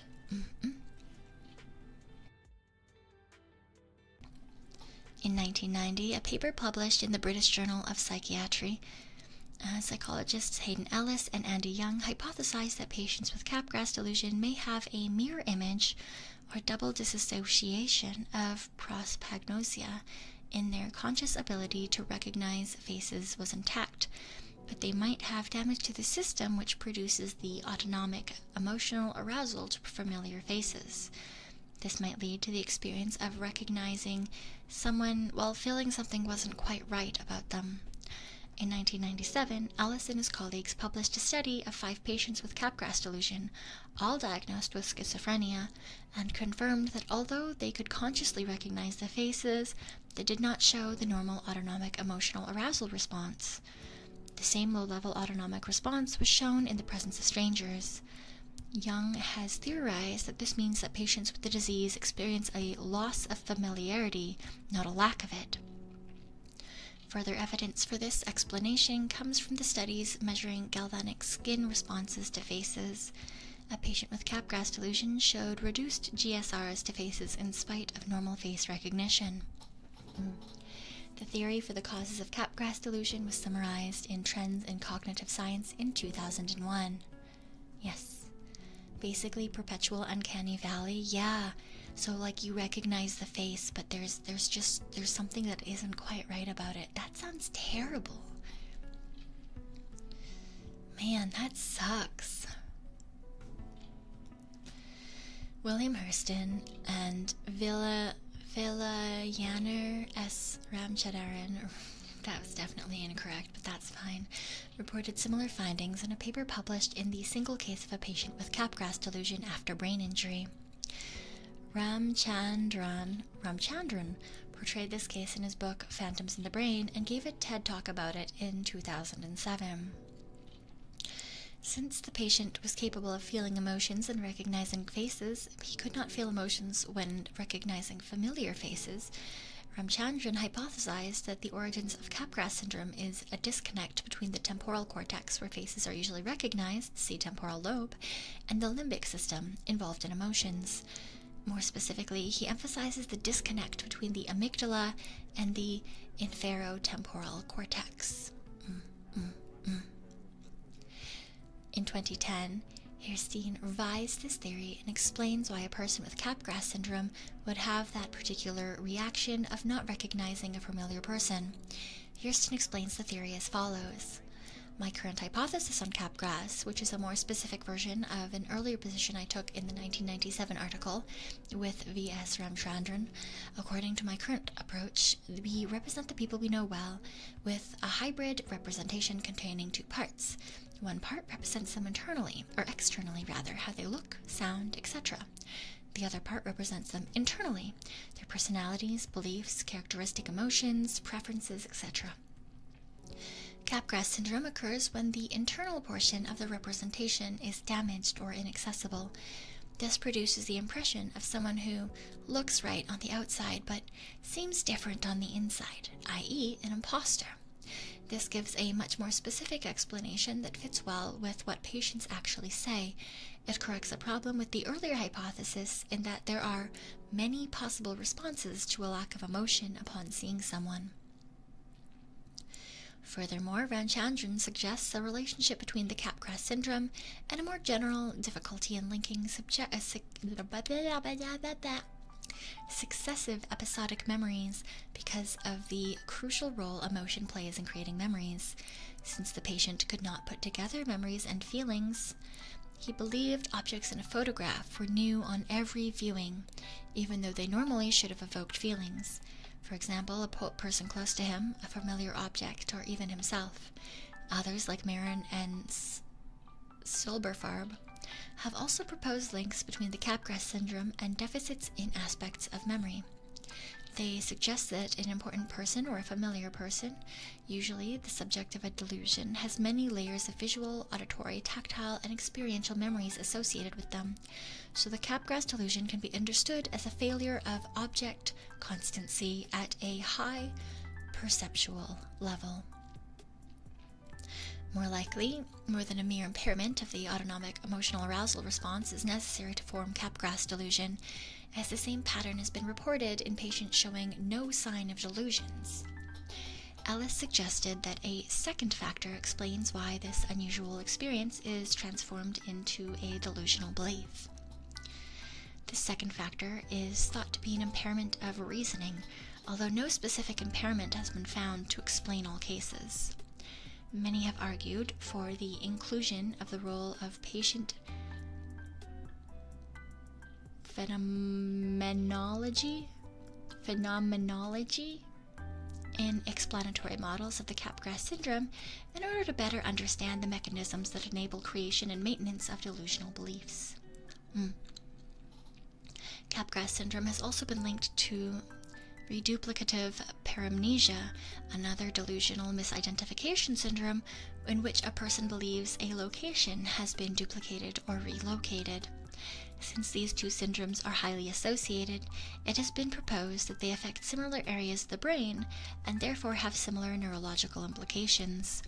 Reduplicative paramnesia is understood to affect the frontal lobe, and thus it is believed that Capgras syndrome is also associated with the frontal lobe. Even if the damage is not directly to the frontal lobe, the interruption of signals between other lobes and the frontal lobe could result in Capgras syndrome. Some authors have highlighted cannabis consumption as a trigger for Capgras syndrome. Interesting. That sounds a lot like what Alzheimer's and dementia patients experience. Yeah, they did talk about that being one of the more common sets of people who end up experiencing this kind of a syndrome.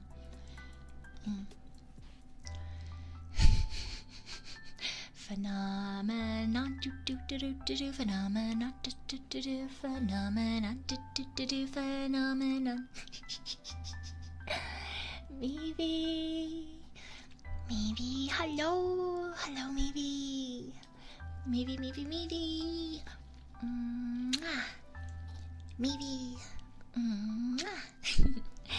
I love you, Maeve. I love you. I hope you had a good stream. I hope you have a good day.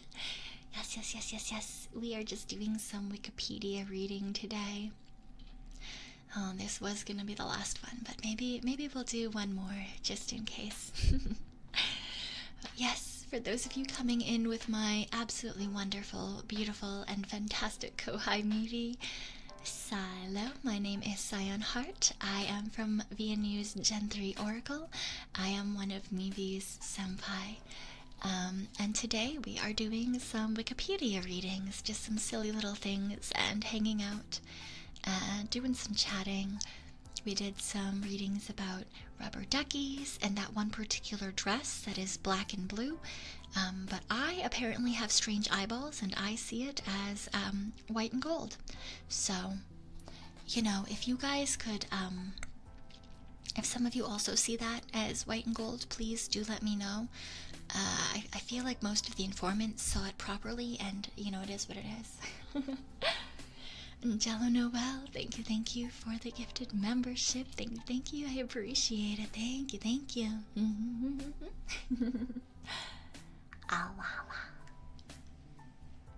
Okay. Pawn, thank you for linking back to Maeve. If you like cute girlies who are absolutely adorable, who like idols, who like being silly and singing and having a good time, but also sometimes raging at games, which I feel like is a lot of my informants, because you should definitely go check out Maeve. She is very, very cute. She is absolutely adorable. Okay, we continue. Diagnosis. Because it is a rare and poorly understood condition, there is no established way to diagnose the Capgras delusion.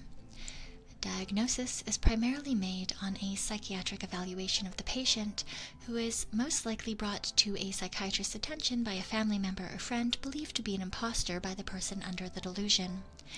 The patient may also undergo mental stress tests to check for dementia or other conditions. and brain imaging tests like MRI or EEG that looks for lesions or brain changes. An EEG is an electroencephalogram, and it's kind of like an EKG, which is the same thing but for hearts, and they're just looking at like electronic impulses in the brain. Yeah. Just in case you're wondering what that is as opposed to, I feel like most people know what an MRI is, but an EEG is a little more specific. Treatment of the Capgras delusion has not been well studied, so there is no evidence-based approach. Typically, treatment of delusion disorders is challenging due to poor patient insight and lack of empirical data. Treatment is generally therapy, often with support of antipsychotic medication. As manifestation of Capgras delusion is also often a symptom rather than a syndrome itself, treatment may focus on an accompanying condition. A study has shown that using medications appropriately to target the underlying disorder's core symptoms can be effective management strategies. Hospitalization may be necessary if the patient is engaging in self-harm or violence. What if you literally interpreted the article as proof of existence of changelings? I mean, you could. You simply could. You have to head home. I hope you get home safely, Kanzu. I hope you get home safely. History. Capgras syndrome is named after Joseph Capgras, a French psychiatrist who first described the disorder in 1923 in his paper co-authored by Jean... Wait. I know that people often name things after themselves. I really don't understand why you would want a syndrome like this named after you. But, you know, it is what it is, I suppose. Anyway, who complained of corresponding doubles that had taken the place of her husband and other people she knew. Capgras and Ribol Lachau first called the syndrome, oh my god, you're gonna, I don't fucking know how to speak French, l'illusion de associé, which can be translated literally as the illusion of doppelganger. The syndrome was initially considered a purely psychiatric disorder, the delusion of a double seen as a symptom of schizophrenia, and purely a female disorder, though now we know that that is not necessarily the case. Often noted as a symptom of hysteria, most of the proposed explanations initially followed that Capgras and Lachau were psychoanalytical in nature. It was not until 1980s that attention turned on the usually coexisting organic brain lesions originally thought to be essentially unrelated or coincidental. Today, Capgras syndrome is understood as a neurological disorder in which the delusion primarily results from organic brain lesions or degeneration. Historically, there have been many cases of actual imposters who took over or attempted to take over the life or identity of someone else. In the case of Christine Collins, this resulted in her illegitimate commitment to a mental hospital until the imposter who pretended to be her disappeared son confessed. Okay, I know I said that was the last one, but we're gonna fucking click this actual imposter one because that sounds really fun. Oh wait, this might be quite long. I think it's just a list, but I think it would be fun anyway. Okay. Notable imposters. An imposter, also spelled imposter. Wait, are those spelled? Oh, O-R and E-R. Okay. Is a person who pretends to be someone else, often through means of disguise. Their objective is usually to try to gain financial or social advantages through social engineering and through means of identity theft, but also for the purposes of espionage or law enforcement. Notable imposters. False nationality claims. Princess Caribou. Englishwoman who pretended to be a princess from a fictional island.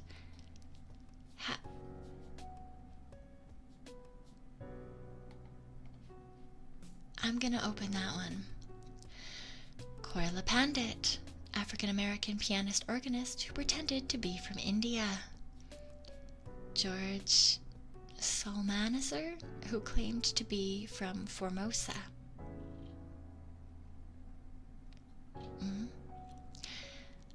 Michael MacLeamore, notable actor in Ireland, born in England as Alfred Wilmore, but invented an Irish birth and identity. Oh, interesting.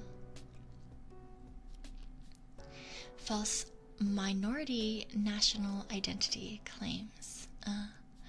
Joseph Boyden, a Canadian writer who falsely claimed First Nations ancestry. H.G. Carrillo, an American writer and assistant professor of English at George Washington University, who claimed to be a Cuban immigrant despite having been born in Detroit to American parents. Interesting. Asa Earl Carter, who was under the alias of a supposed Cherokee writer, Forrest Carter, authored several books, including The Education of Little Tree.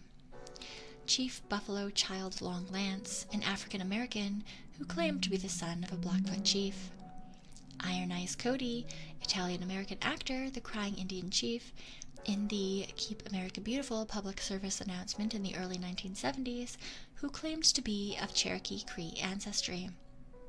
Helen Darville, Australian writer who falsely claimed Ukrainian ancestry as part of the basis of her novel The Hand That Signed the Paper, about a Ukrainian family who collaborated with Nazis in the Holocaust. Oh, okay. That's an interesting thing to have lied about. Misha de Fonseca wrote a fraudulent autobiography where she claimed to be a Jewish Holocaust survivor, when in fact she had no Jewish descent and was born to Catholic parents. Oh, God.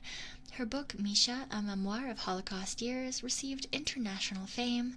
A documentary, Misha and the Wolves, detailing the investigation into the fraud, was released in 2021. Oh, that's what that was. Oh. Yeah. I do know that story. Interesting. Rachel Dolezal, former president of NAACP in Spokane, Washington, who claimed African-American heritage despite being born to white parents. How did she... Alright. Grey Owl, born Archibald Bellany, an Englishman who took on the identity of an Ojibwe. Jamake Highwater, writer and journalist, born Jackie Marks. Okay. Into an Ashkenazi family who later claimed he was Cherokee American Indian. Why are there so many people? Alright. Why? Alright. Daniel Lewis James, novelist who wrote under the name of Danny Santiago. Jessica A. Krug, former associate professor at George Washington University who falsely claimed African American and Caribbean American heritage throughout her career despite being born to Jewish parents. Sachin Littlefeather, model and activist who rejected Marlon Brando's Academy Award in the 1973 Oscars out of protest. Her Apache Indian impersonation was not made public until her funeral, when her sisters asserted their Mexican descent. Alright. Beth Ann McLaughlin, neuroscientist who impersonated a bisexual Native American using the Twitter handle SciencingBi. Red Little Thunder, an African-American who claimed to be the last speaker of Catawba language. Andrea Smith, an American academic, feminist, and activist against violence who claimed Cherokee identity without proof or acceptance by the Cherokee Nation. Two Moon Merida, seller of herbal medication, who claimed he was of birth? I don't know. This will tell me how to say it, right? It did not tell me how to say it. Suo? Figurehead, thank you for the soup. I appreciate it. I appreciate it. Where's the entry for the raccoon who claimed to be a Tanuki? I don't know who that person is, so I'm not certain. I do know that there were a lot of so I guess these are just like the big names of people who actually had stories, or there were reasonings behind them. I know that there were a lot of people who falsely claimed that they were in fact of white descent when they were First Nations, or passing in terms of being like Latin American or something, just because of the way that laws were in the past. I know of a lot of stories of even some friends who I say some friends. I have one friend, one friend who is of First Nations descent, and there are so many stories that she hears from different places who, as long as they could pass, even if not as white, then maybe as Asian, so that they could avoid certain things that were happening at that particular time in history. And it was to the extent where, for a little bit, there were some places that I have lived where people would simply assume that Asians were First Nations, because there were so many First Nation people who claimed to be Asian, so that they were not sent to certain schools. I mean, to be fair, not that all the Asians were treated well either. It is what it is, but yeah, so I'm assuming this is obviously not a be-all end-all list, but I feel like it's probably much more common for people to have pretended to be white if they could pull it off. Just historically, I feel like that was probably the better move. Right? I feel like that was probably the safer thing to be doing, as opposed to the possibility of, right, I think a lot of these are either far back enough that you could use it as almost like a currency socially, right?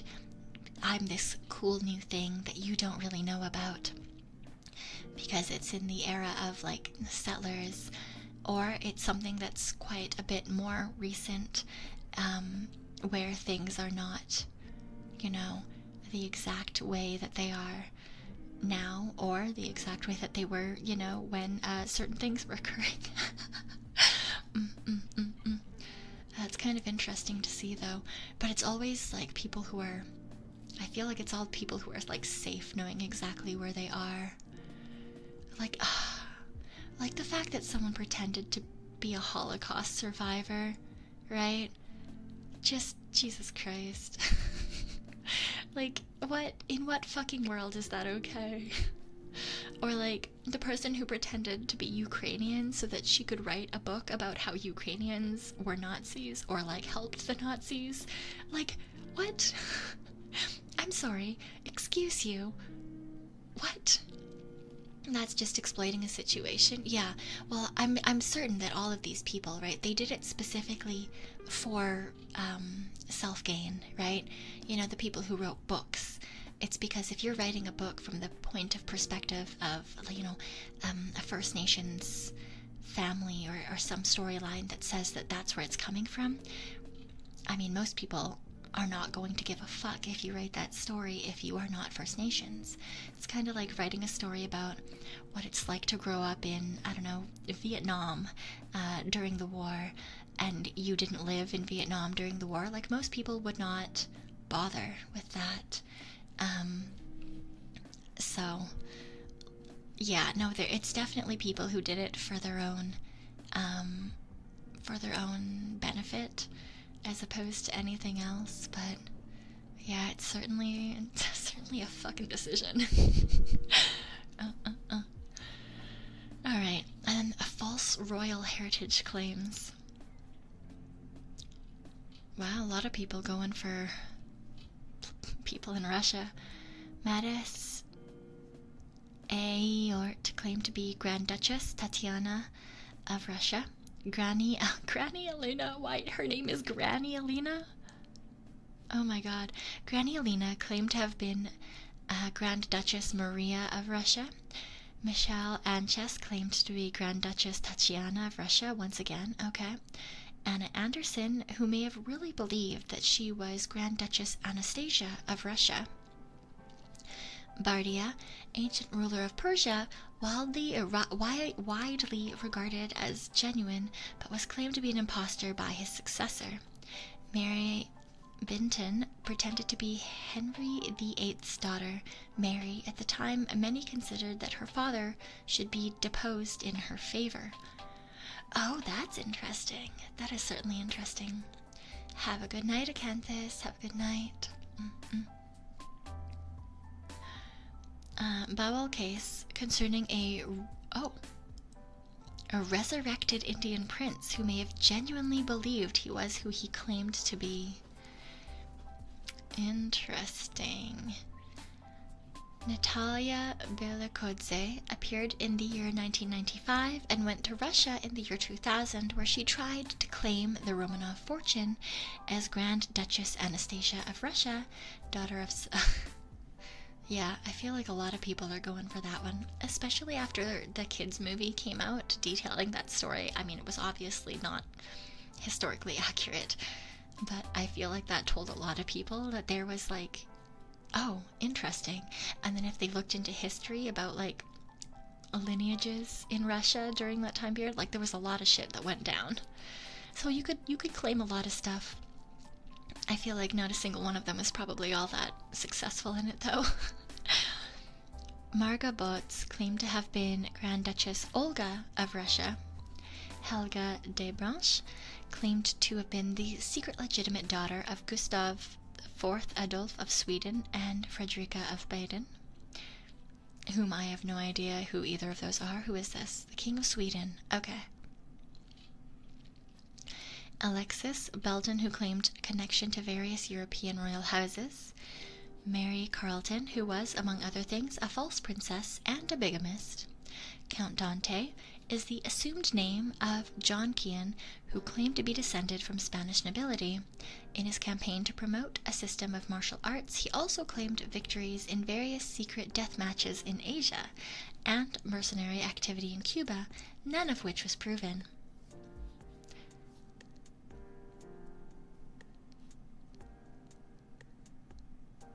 Yeah, this man looks like he would say that he's been through death matches in Asia. This is exactly what I was thinking would pop up.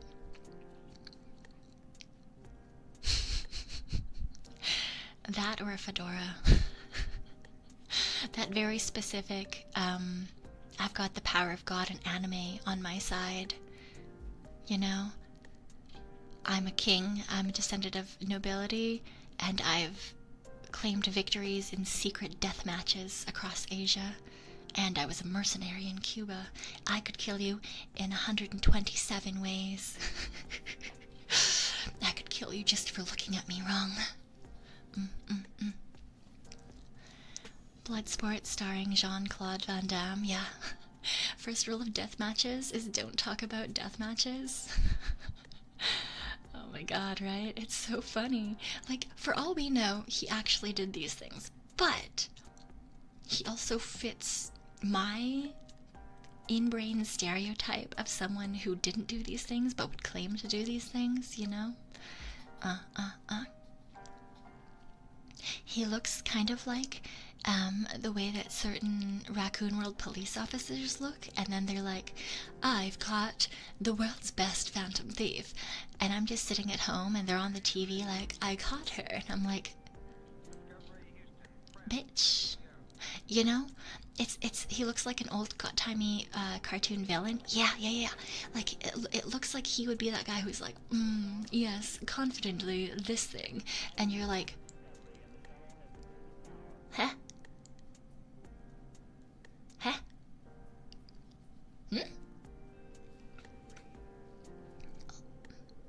On the other hand, I feel like this person really, really cares about their public image, because the amount of time that it would take to groom that particular amount of facial hair is absolutely insane.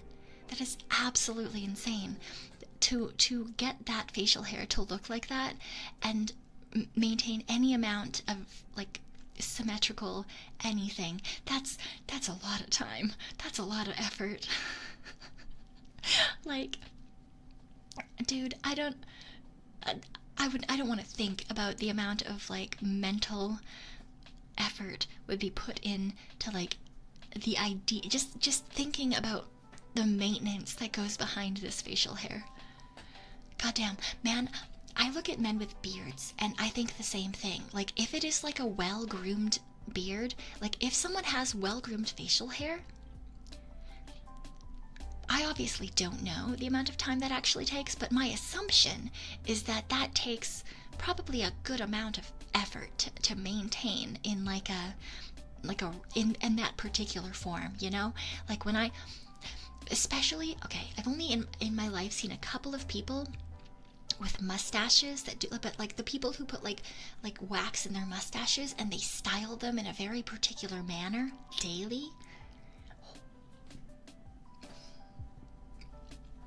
Just thinking about it, oh man. Women go through some stuff wearing all that makeup. Yeah, I guess so, but like, yeah, I guess that's also a decision to do that as opposed to, yeah, I guess so.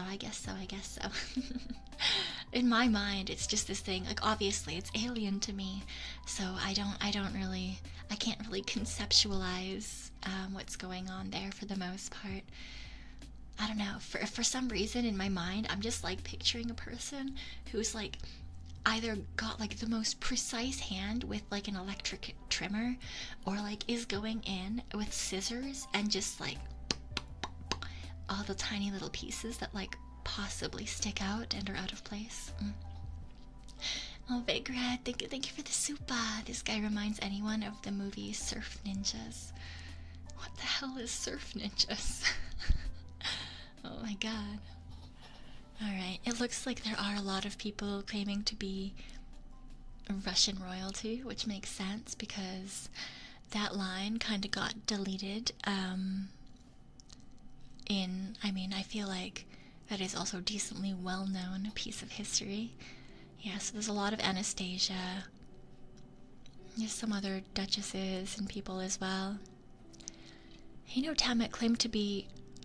what? Alexei. Yeah, what? I'm sorry. Estonian immigrant claimed to be the last heir to the throne of Russia. I don't know about that one, my dude. I don't know about that one. Especially given that Alexei has a well-documented case of hemophilia, which is a very easily proven disease, right?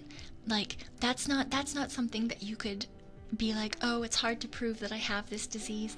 No. That's like you cut your finger and you could possibly die from it. In that particular time period.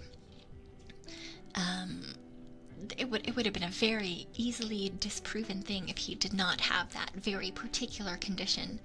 And if he did not have that very particular condition, you know, whatever. But if he did have that very particular condition, he would be having to live incredibly carefully as well. So, unless he's like, oh yeah, I was cured. I was cured by Rasputin. I'm Tsarevich Alexei, and I was cured by Rasputin, and that's how I'm still alive. All hail Rasputin. Could you fucking imagine? I kind of want to read more about that later. Oh, yeah, and then there's some more people claiming to be Anastasia, who died in a psychiatric ward. That's about right. Rasputin's cure works even beyond the grave, yeah. Rasputin,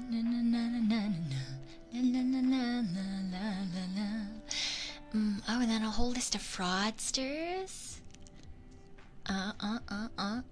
Some of them are, wow. Some of them are more, Jesus Christ. Impersonated various public figures and was convicted of murdering her own landlady, wealthy socialite Irene Silverman, in an apparent plot to assume her identity. That's fucking insane. Oh my god. Alright, that's certainly something. A mail carrier who posed as a medical doctor. Yeah. Oh, there's that one story of, there was a man, oh god, I don't remember where he was from. He didn't have a law degree, but he posed as a lawyer, and he won every single case. He did 12 cases. He won every single case that he was in. But he was obviously arrested and tried for, you know, impersonating a lawyer. Because he was not a lawyer, but somehow he was still better than the majority of lawyers. So, like, that was certainly something. I love this. U.S. celebrity impersonator and writer of bad checks. Did he win, though? Yeah, he won every single one of his cases. He won all 12 cases that he was able to take before they figured out that he wasn't, in fact, like, legally a lawyer. He was very, very good at what he was pretending to do. Ooh, and then we've got a whole bunch of military imposters. Oh, interesting, interesting. Wow, there's a lot. Multiple imposters. The French chameleon. Oh, yeah. Known in the sports world as the great imposter after pretending to be an MLB umpire, an NBA All-Star, and a Dallas Cowboys cheerleader? That's insane.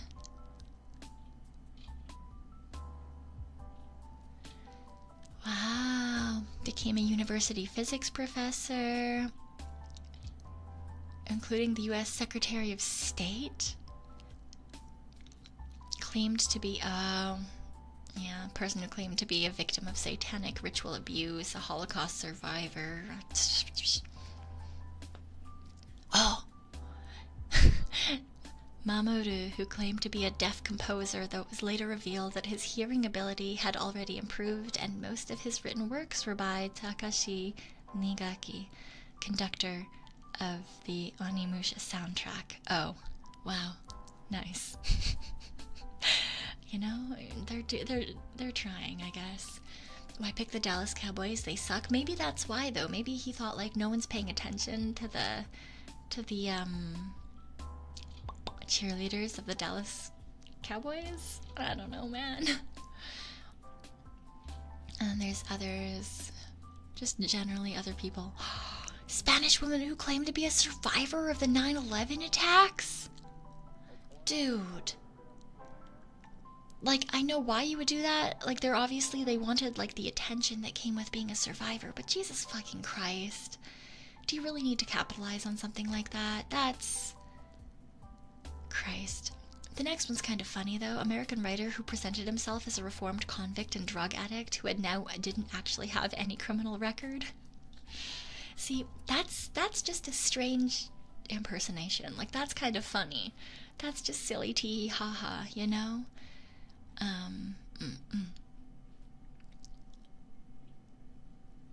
German youth who claimed to have grown up in total isolation. A car sales agent and con man who masqueraded as an M15 agent. Who pretended to be the fired Twitter employee pranking media outlets in 2022.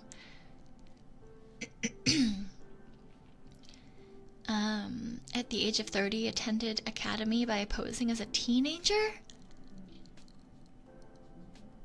Why would you do that? What? Alright, sure. Oh, and another fucking person who claimed to be a survivor of 9/11. I saw some people claiming to be, claiming to be a prisoner in concentration camps. I fucking hate that shit. impersonator of judges and doctors, among other things. Is known for escaping from prison multiple times. Hell yeah, you go, guy. Good job.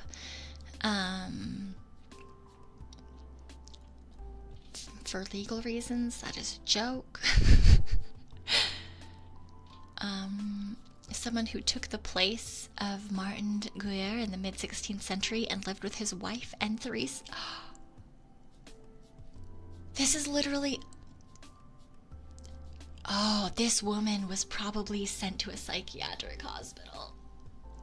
She was probably one of those people who was like, yeah, my husband's been replaced by an imposter, and everyone's like, you're just a crazy woman. You're just a hysterical woman. And then her husband came back, and everyone was like, oop. Yep, that's, and then more people who claim to be other things. Great. Interesting. Yeah. These are just kind of like, probably like more well-known historical stories. Oh, that's kind of fun. How long are these? Okay, this isn't very long. I'm gonna read this one. This will be the last one, I promise. I'll let you guys free after this, I promise. Mary Baker was an English imposter. Posing as the fictional Princess Caribou, Baker pretended to come from a far-off island kingdom and fooled a British town for some months. On the 3rd of April in 1817, a cobbler in Almondsbury, in Gloucestershire, England, met an apparently disoriented young woman wearing exotic clothes who was speaking an incomprehensible language. The cobbler's wife took the stranger over to the overseer of the poor, who placed her in the hands of a local county magistrate, Samuel Worrell, who lived in Knoll Park on the estate where Tower House is located. Worrell and his American-born wife Elizabeth could not understand her either. What they did determine was that she called herself Caribou, and that she was interested in Chinese imagery. They sent her to the local inn, where she identified a drawing of a pineapple with the word nanas, meaning pineapple in Indonesian languages, and insisted on sleeping on the floor. Samuel Worrell declared she was a beggar and should be taken to Bristol and tried for vagrancy. During her imprisonment, a Portuguese sailor named Manuel Enesso said he spoke her language and translated her story. According to Enes, she was Princess Caribou from the island of Javasu in the Indian Ocean. She had been captured by pirates, and after a long voyage she had jumped overboard in the Bristol Channel and swum ashore. The Worrells took Caribou to their home. For 10 weeks, this representative of exotic royalty was a favorite of local dignitaries. She used a bow and arrow, fenced, swam naked, and prayed to a god whom she named Allah Ta'ala. Allah is the exalted one of the formal names of God in Islam. She acquired exotic clothing, and her portrait was painted and reproduced for local newspapers. Her authenticity was attested to by a Dr. Wilkinson, who identified her language using Edmund Fry's Pantographia, an encyclopedia of known alphabets and scripts, and stated that the marks on the back of her head, were the work of Oriental surgeons. Interesting. Newspapers published stories about Princess Caribou's adventures, bringing her to national acclaim. Eventually, because of course, the truth surfaced. A boarding house keeper, Mrs. Neal, recognized her from the picture in the Bristol Journal and informed her hosts. This would-be princess was, in truth, Mary Wilcox, a cobbler's daughter from Withridge, Devon. She had been a servant girl around England, but had found no place to stay. She invented her fictitious language from imaginary and Romani words, and created an exotic character and story. The odd marks on her head were scars from a crude cupping operation in a poorhouse hospital in London. The British press made much of the hoax at the expense of the duped rustic middle class. Miss Worrell took pity on her and arranged for her to travel to Philadelphia, for which she departed on the 28th of June, 1817.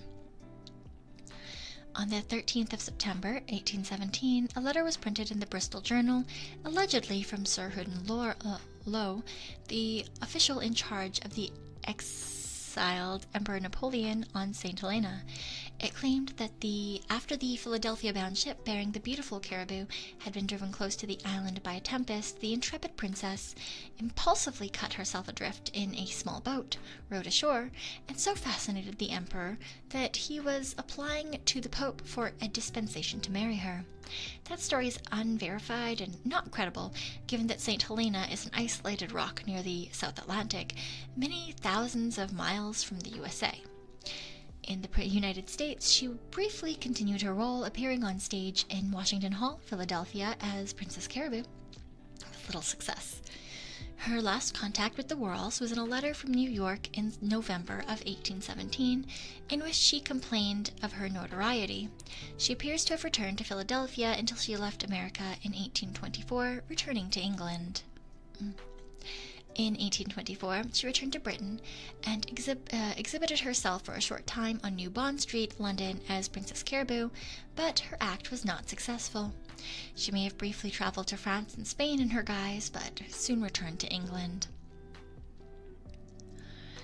In September of 1828, she was living as a widow in Bedminster in Somerset under the name of Mary Burgess, in reality the name of a cousin. There she married Richard Baker and gave birth to a daughter named Mary Ann the following year, around 1829. In 1839, she was selling leeches to the Bristol Infirmary Hospital. She died from a fall on the 24th of December in 1864 and was buried in Herban Road Cemetery in Bristol.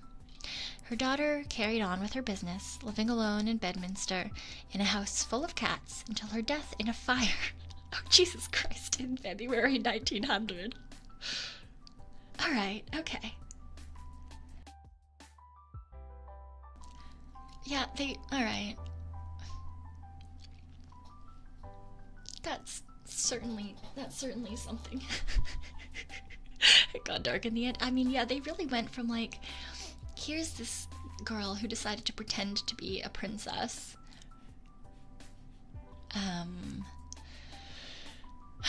She died on Christmas Eve, and then her daughter was a cat lady who died in a fire. Cool. A biopic, Princess Caribou, written by Michael Austen and John Wells, starring Phoebe Cates, was released to mixed reviews in 1994. Interesting. Literature, The Curious Tale of Princess Caribou, a historical novel by Katherine Johnson, was published in 2015. Several stage musical adaptations have been attempted based on the story. These include a 2004 workshop starring Laura Benatti entitled Caribou, Princess Caribou, a full stage musical, opened on the 30th of March in 2016 at London's Finborough Theatre, with a book and lyrics written by Phil Wilmot and composed by Mark Collins.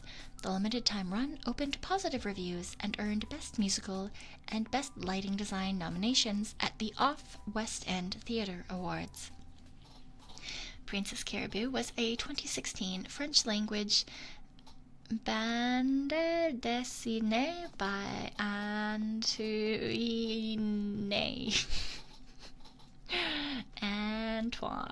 Ozanam and Julia Bax. Yes. It's fine, I'm doing my best. My best is fine. It's okay. Okay.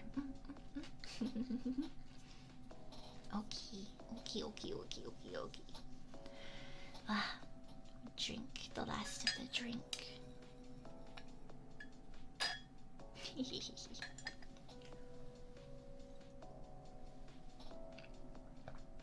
And die.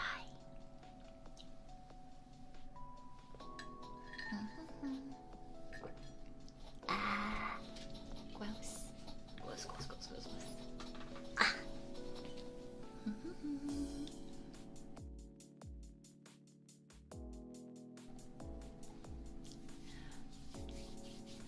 At least we didn't end on anything too weird today, I suppose.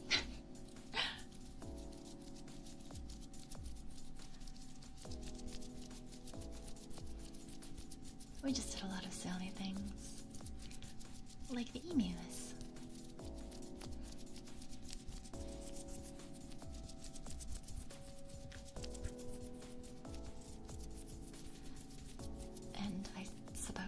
Dick Island. Have a good dinner, Mateo. Have a good dinner.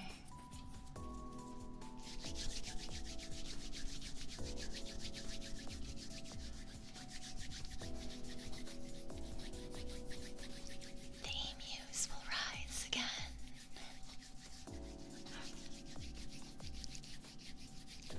Death for those who defy the emus.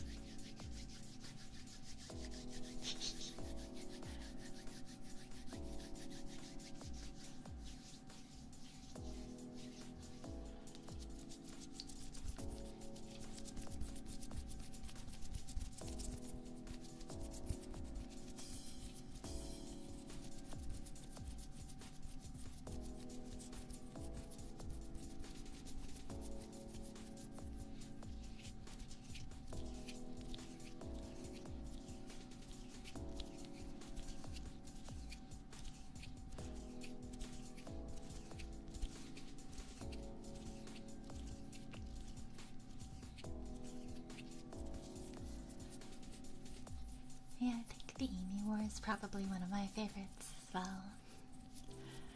It's a pretty chill war for the most part.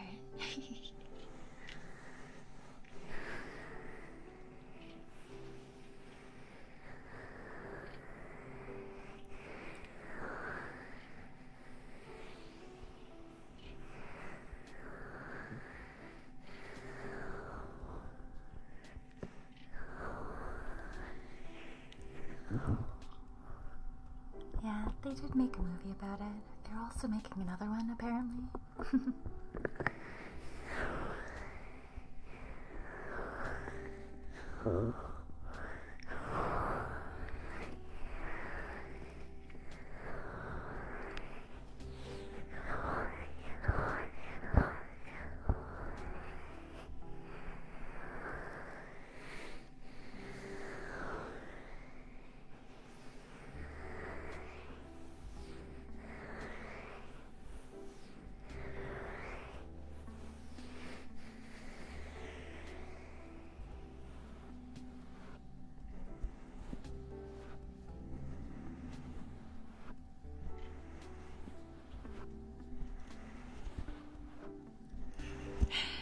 The survivor of the war, the great emu general.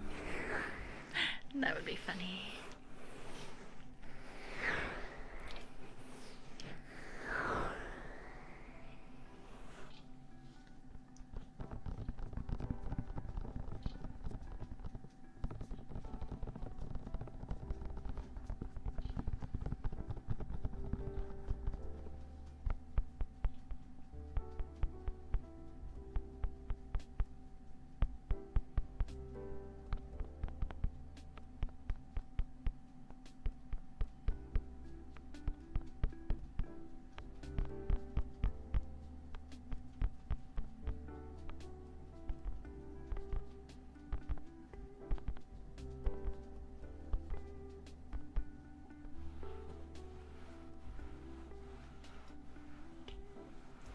I wonder if any emu tried to impersonate the emu commander. That would be funny.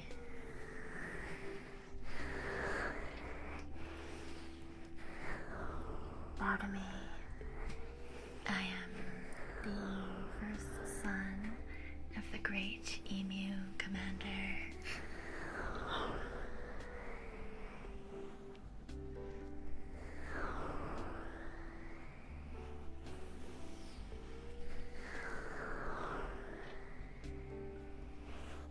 The emus impersonated the Australians to sabotage the war effort.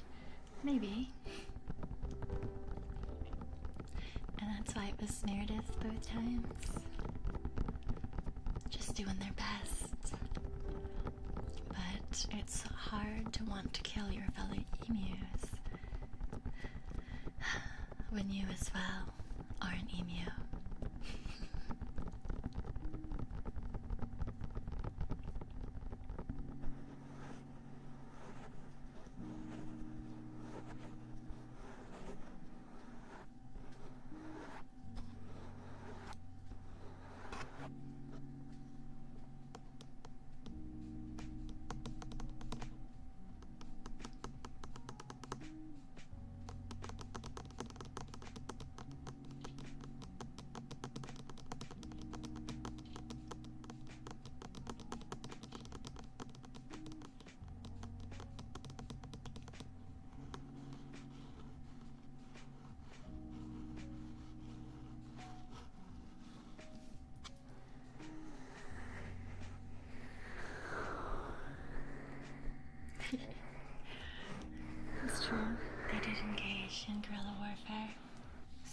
there was espionage.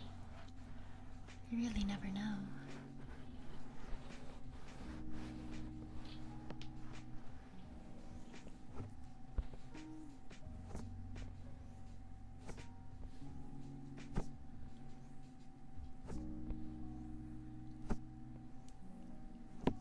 We're digging deep into emu society.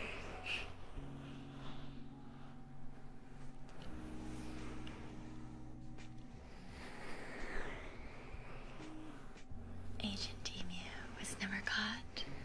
After all, he was our #1 agent.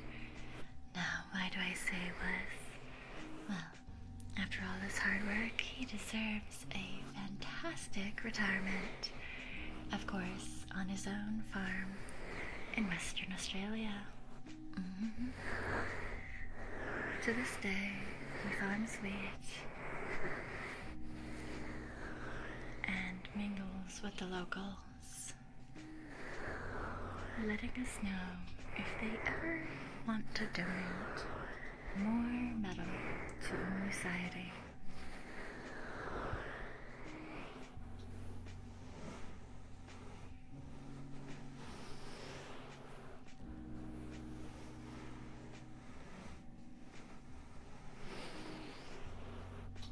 Have a good night, Malkash. Have a good night.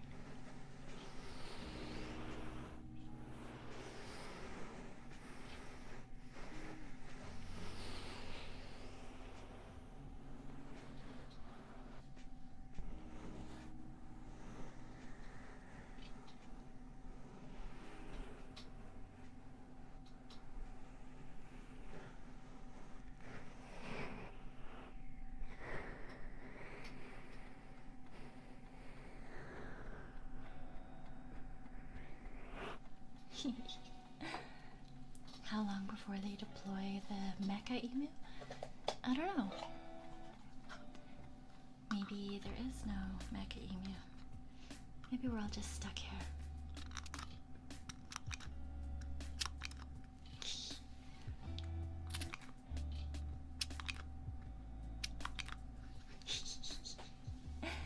Silly noises.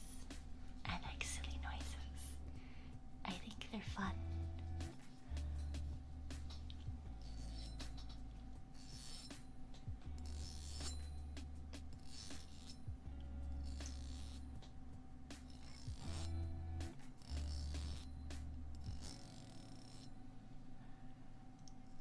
We're currently in peacetime.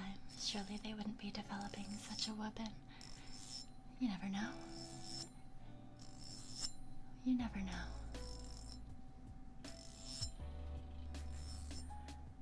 An image in your head of a spy emu doing reconnaissance in South Africa. Why in South Africa?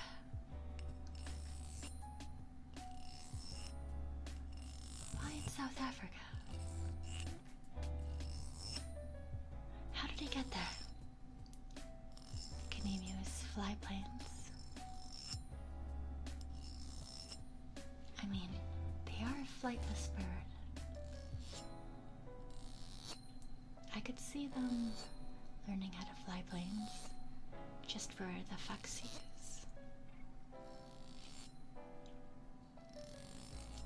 Spying on the ostrich empire. I see, I see.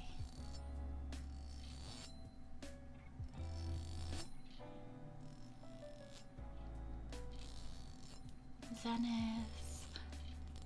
Welcome on into the tricksters.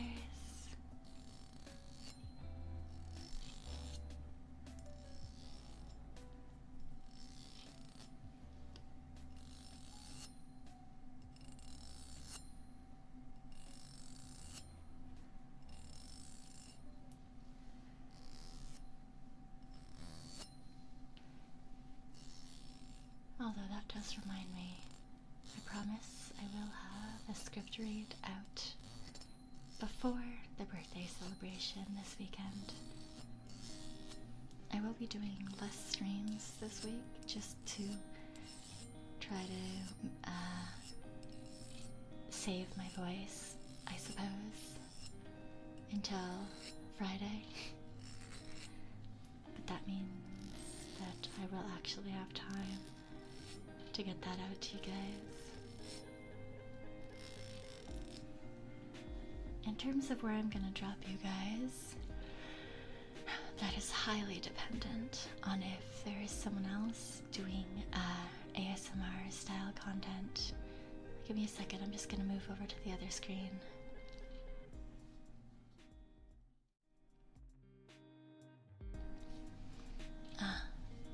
It really depends, it really depends. Last time, I did think it was relatively safe, because I was like, oh perfect. Mew is generally a pretty soft-spoken streamer, so we'll drop over there and it'll be okay. Apparently, it was not necessarily okay. But that's fine. I don't think...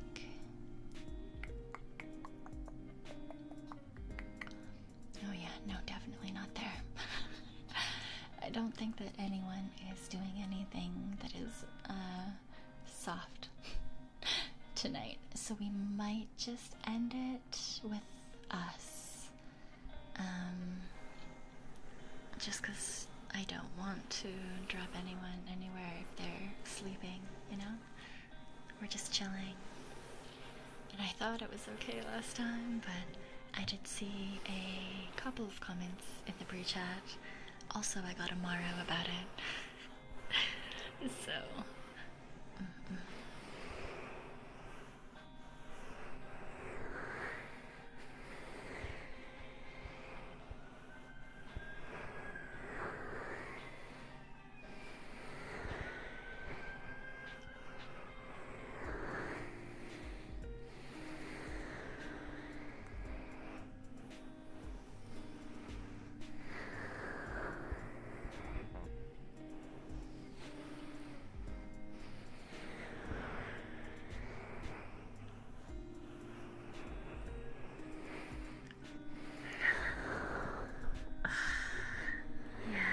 sirens are generally on my end. It is sadly something that I have to deal with as a phantom thief.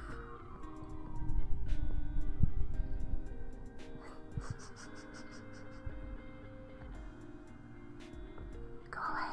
You can't find me. Leave me alone. Leave me be.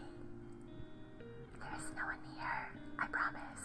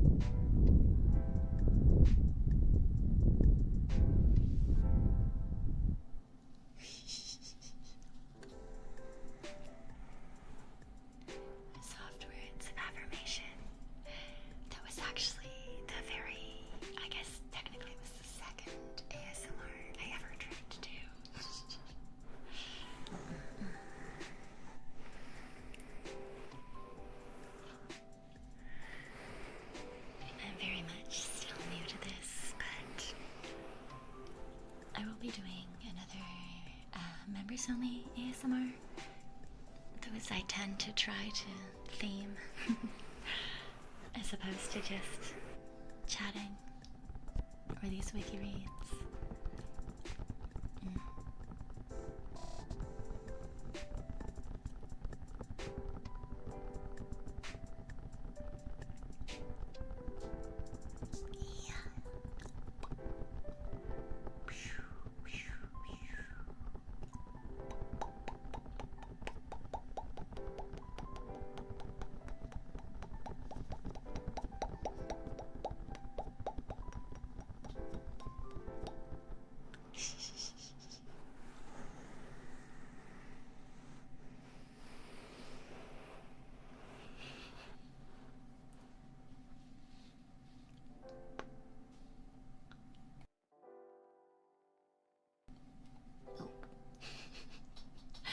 Oh dear, I'm sorry, Jello Noel.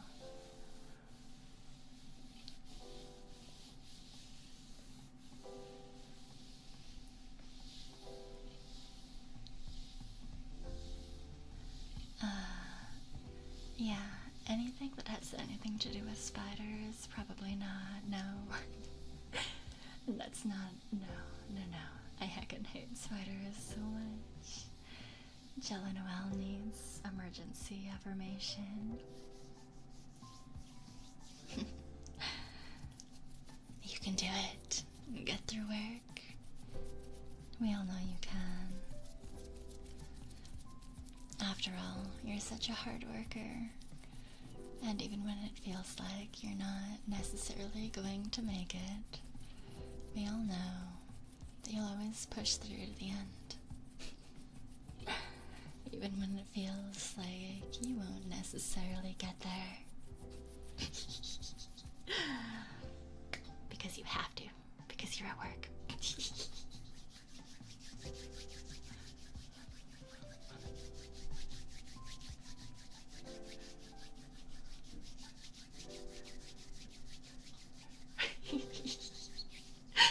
Exactly. No choice. We're all doomed. Only 3 hours to go, then it'll be 1 day down, 4 more to go. Oh god, don't say that. Oh, don't say that. Oh, it's my Sunday, so I don't even have 1 day down. I only have days to go.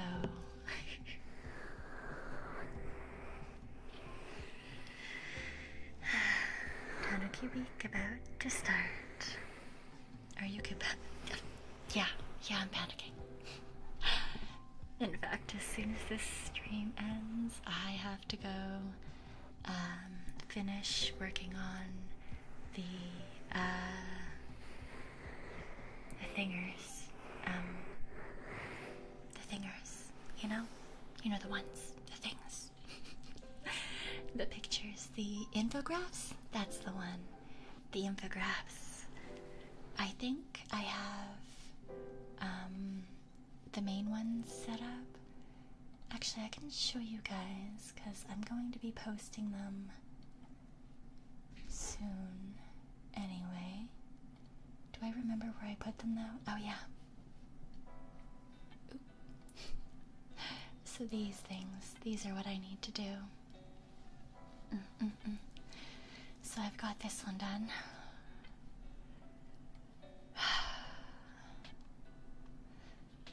And I think I've got the part 2 done as well. But I still have to do the wheel and write up the rules for that and figure out the placements for the screens and stuff. And yeah, and do a couple other things. I'm trying to decide if I want to have those on the same backdrop that I have here, or if I just want to put those on the art that you guys are gonna get that is there on the side of those infographics anyway. So, I don't know, man. We gotta figure that out. I've gotta make sure everything is ready. I did set up a couple of my scenes. I've gotta draw a couple of things, which is certainly a thing, but lots to set up, lots to do. Gotta go find. I don't own a lot of stuff to bake anymore, so I don't know if I'm actually going to be able to make cookies or cupcakes. I might have to buy some, and then buy icing, piping bags. I'll figure it out. There's so much to figure out still, but we'll get there. Hold up, 6 p.m. to 6 a.m. Yeah, I'm sorry. I mean, 6 p.m. is earlier than I would usually start an evening stream, so apologies. At least there's that little beginning bit. It's just kind of when I generally tend to be alive. I might start it a little bit earlier, on the 11th, which is my actual birthday.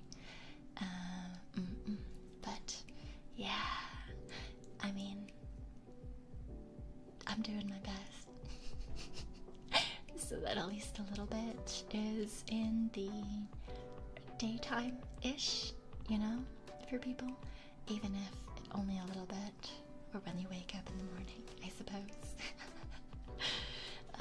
But I do realize that they are slightly odd hours.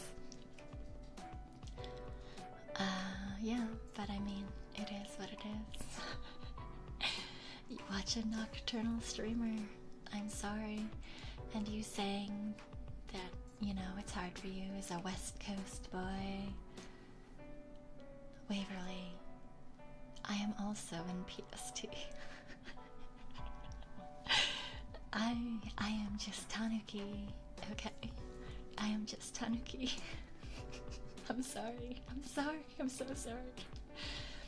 Streaming for that long means everyone should be able to watch for at least a little bit. Hopefully that is the hope. I'm sorry, Robbie, as well, and anyone who's EST.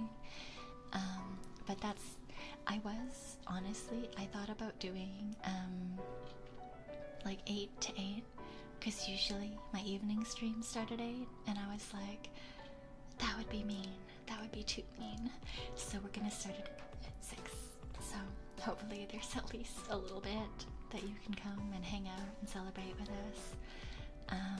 It is the reason that I am putting the bad advice portion at the very beginning of the first day, which I will also post about later, so that, you know, anyone who wants to watch that can be there for it, but I'm putting that at the beginning, just in case. Which reminds me, if you haven't submitted a thing that you would like bad advice for, some of them might be good advice, but I feel like the majority will not be, because I am me. Then please do so before, you know, Friday, because that's when we're doing them. And you guys will, I suppose, see on my schedule, and I guess you know now, it's 6 p.m. to 6 a.m. PST, both on Friday, May 10th, and Saturday, May 11th. I'm excited. I'm just really hoping I can last for, you know, 2 12-hour straight streams. I'm really hoping that I'll be able to pull those off, and yeah. I'll be working on other things to post, and last minute ideas for the Batsu wheel and a couple of other little things, so that's what I'm working on now. Oh my god, I don't want to, but I know I have to, and then I know I have another thing that I'm supposed to do that is kind of a present for you guys. Heckin' sirens, go away. There's There's no Tanuki Phantom Thieves here. I don't know what you're talking about. You need to have a stream element alarm alert to keep you awake? I mean, theoretically, we can add one of those. I've been thinking it depends on what's going on. Wait, let me just...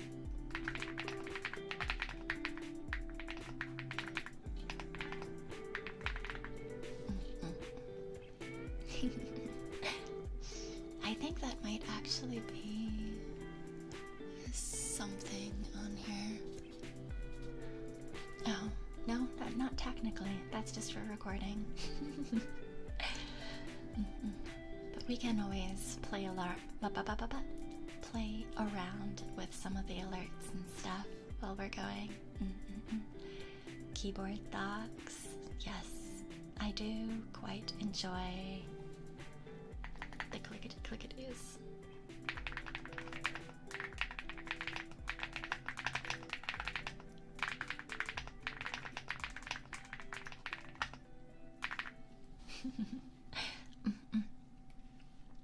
I've only got, well, technically I have 3 keyboards, but 2 that I've built. This one and my previous one that is much more silent because it was built for raging on League of Legends. You think it's a spray can? The first, that makes sense. That makes sense. I do like the clickety-clacketies. Yes. La la la. Pa pa pa. Okay, though, I should probably let you guys go. Honestly, I should probably also start working on my own things. But I don't want to. I don't want to. But I hope you guys are having a good night, and I'm not sure if I'll do Sekiro tomorrow night or the night after. Not really certain. But that will probably be the only stream between now and the birthday 12-hour streams. Just to give me a little bit of extra time. Not even necessarily to get ready, because Lord knows I'll probably procrastinate like an idiot. But to like not stress my voice too much and you know, try to de-stress in general. Because we all know I'm not very good at that. Michael, thank you for the 5 gifted. I really appreciate it. Thank you. If you did get gifted a membership, please do make